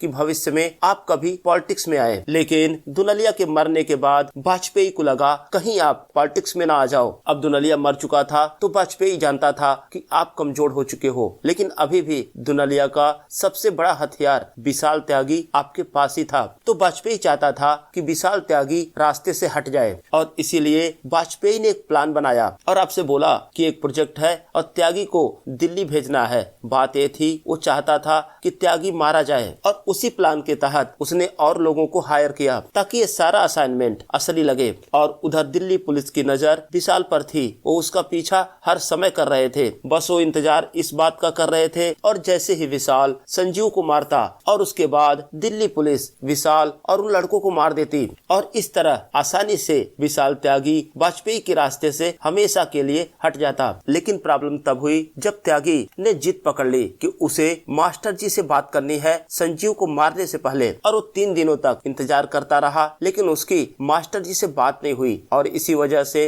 त्यागी ने वो असाइनमेंट कैंसिल कर दिया। तो दिल्ली पुलिस ने डिसाइड किया कि त्यागी और उसके साथियों को रास्ते में ही मार दिया जाए, और वो भी मारने वाले थे। लेकिन तभी वहाँ प्रेस के लोग आ गए और मीडिया को देखकर दिल्ली पुलिस को अपना प्लान कैंसिल करना पड़ा। अब ग्वाला गुजर हाथीराम पर गन पॉइंट करता है और उससे बोलता है पता तो तुमने लगा लिया, लेकिन ये बताओ अब तुम्हारा आगे का क्या प्लान है? तो हाथीराम बोलता है अरे ग्वाला भाई, आपने दुनिया मुझसे ज्यादा देखी है, अगर मैं चाहता तो आपको कुछ भी नहीं बताता, बोल देता मुझे कुछ ज्यादा जानकारी नहीं पता चली। होगी। लेकिन सोचने वाली बात यह है कि वाजपेयी को कैसे पता चला कि दुनलिया गुजर मारा जा चुका है। अब ग्वाला सोचने लगता है और थोड़ी देर बाद अपने उस आदमी को शूट कर देता है जो हाथीराम का पीछा कर रहा था। तो उसके साथ का दूसरा गुंडा डर जाता है। तो ग्वाला बोलता है, डर मत, ये बता दुनलिया के मरने की खबर सिर्फ 3 लोगों को थी, तो फिर वाजपेयी को कैसे पता चला कि दुनलिया मारा जा चुका है? इसका मतलब इसी ने गद्दारी की थी। अब हाथीराम को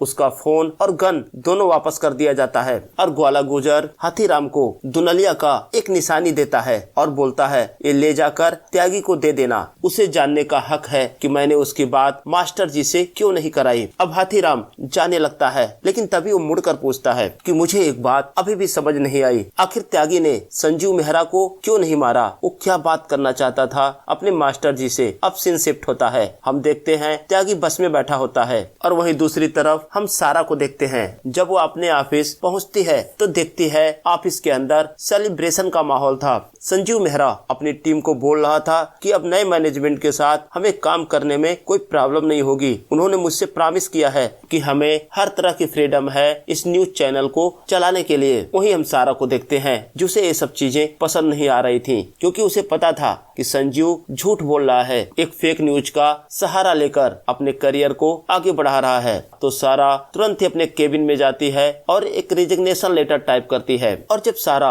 लेटर लेकर संजीव के केबिन में जाती है तो संजीव बोलता है कि देखो, अब तो मैं ऐसे ही काम करूंगा, अगर तुम्हें पसंद हो तो मेरे साथ काम कर सकती हो, नहीं तो कोई प्रॉब्लम नहीं है। वो बिना हिचक ही उसके रिजिग्नेशन लेटर पर साइन कर देता है। तभी वहाँ हम देखते हैं हाथीराम आ जाता है। तो संजीव हाथीराम को बोलता है, ये क्या तरीका है मेरे ऑफिस में आने का, जाओ अपॉइंटमेंट लेकर आओ। तो हाथीराम बोलता है, अगर आप अभी मुझसे बात कर लोगे तो शायद आपके लिए अच्छा होगा।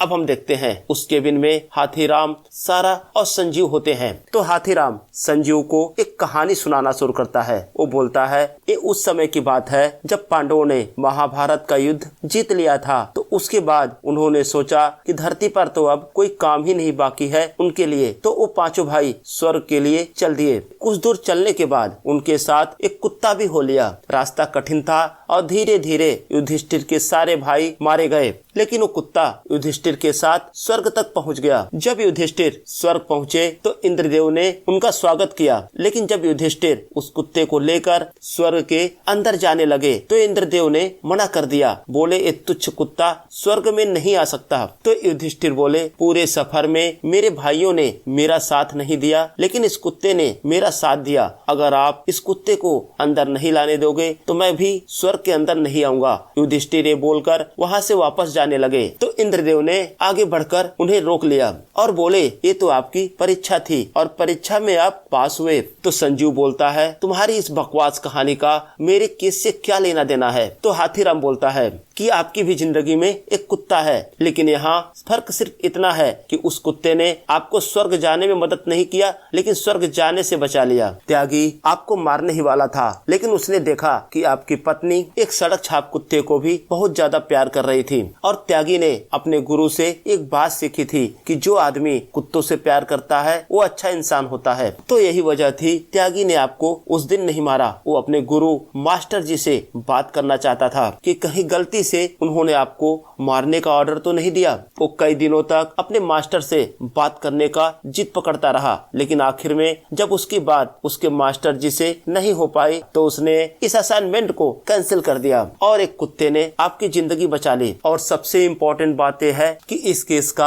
आपसे कोई लेना देना नहीं था। तो संजीव पूछता है, इसका क्या मतलब है? तो हाथीराम बताता है कि टारगेट आपकी जगह कोई और भी होता तो उन्हें घंटा फर्क नहीं पड़ता। बात यह थी, इस सारे साजिश का टारगेट तो त्यागी था। पुलिस वालों को त्यागी का इनकाउंटर करना था, तो उन्होंने आपके बहाने त्यागी को चित्रकूट से निकालकर दिल्ली लाए। टारगेट आपकी जगह कोई और भी हो सकता था, लेकिन उन लोगों ने रैंडमली आपको ही सेलेक्ट कर लिया। तो संजीव बोलता है, ये सब बकवास है, सीबीआई ने पता किया था कि इस केस में दूसरे देश की साजिश है। तो हाथीराम बोलता है, बड़ी अजीब बात है संजीव जी, आपको खुशी होनी चाहिए कि आपकी जान अब खतरे में नहीं है। कहीं ऐसा तो नहीं कि जिस केस ने त्यागी को नर्क में भेज दिया उसी केस में आपने अपने स्वर्ग के द्वार को खोज लिया। यह कहकर हाथीराम वहाँ से जाने लगता है, लेकिन जाते जाते वो संजीव से एक बात बोलता है कि जब मैं पहली बार आपसे मिला तो मुझे लगा आप बहुत बड़े आदमी हैं और मैं एक छोटा सा, लेकिन अब मुझे पता चला कि मैं गलत था।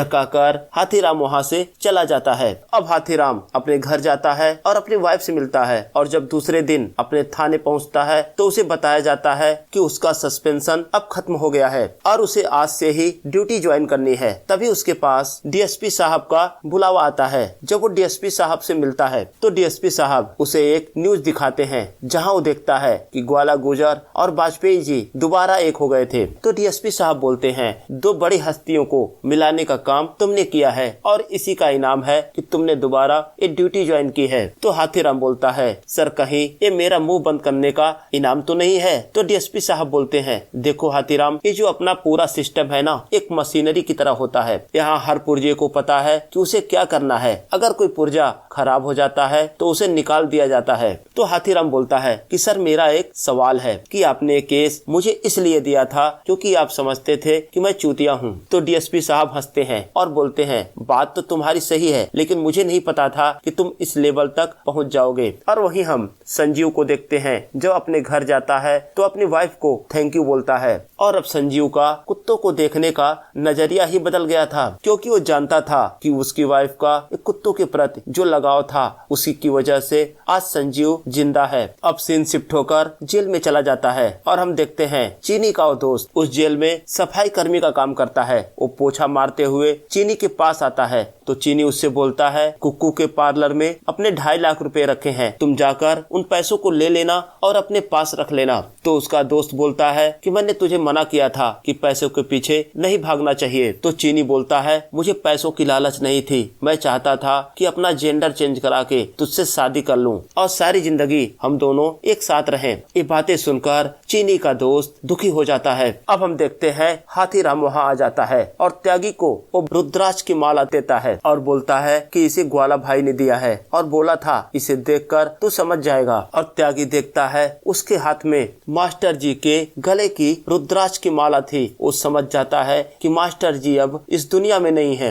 और त्यागी निराश हो जाता है। वो धीरे धीरे चलने लगता है और एकाएक रुक जाता है तो पुलिस वाला उसको खींचता है। तभी त्यागी पुलिस वाले से उसकी गन छीन लेता है। इससे पहले कुछ करता उसके सामने हाथीराम आ जाता है और त्यागी को इशारों में मना करता है, लेकिन त्यागी अपना गन लोड करता है। और वहीं बैकग्राउंड में वो पंडित जी की बात गूंज रही थी कि इसे ना तो मित्र मार सकता है और ना ही शत्रु, सिर्फ एक आदमी उसे खत्म कर सकता है और वो है त्यागी खुद। और हम देखते हैं त्यागी अपने आप को शूट कर लेता है और वही मारा जाता है। अब सीन शिफ्ट होता है और हम देखते हैं संजीव मेहरा अपने 9 PM के प्राइम से ऊपर होता है और लोगों को बताता है कि मुझको टारगेट करने वाला विशाल त्यागी उर्फ हथौड़ा त्यागी आज मारा गया। उसने खुद को गोली मारकर खत्म कर लिया, शायद उसे पकड़े जाने का गिल्ट था। और आखिर में एक ही बात सामने आती है कि कोई भी मुझे सच बोलने से नहीं रोक सकता।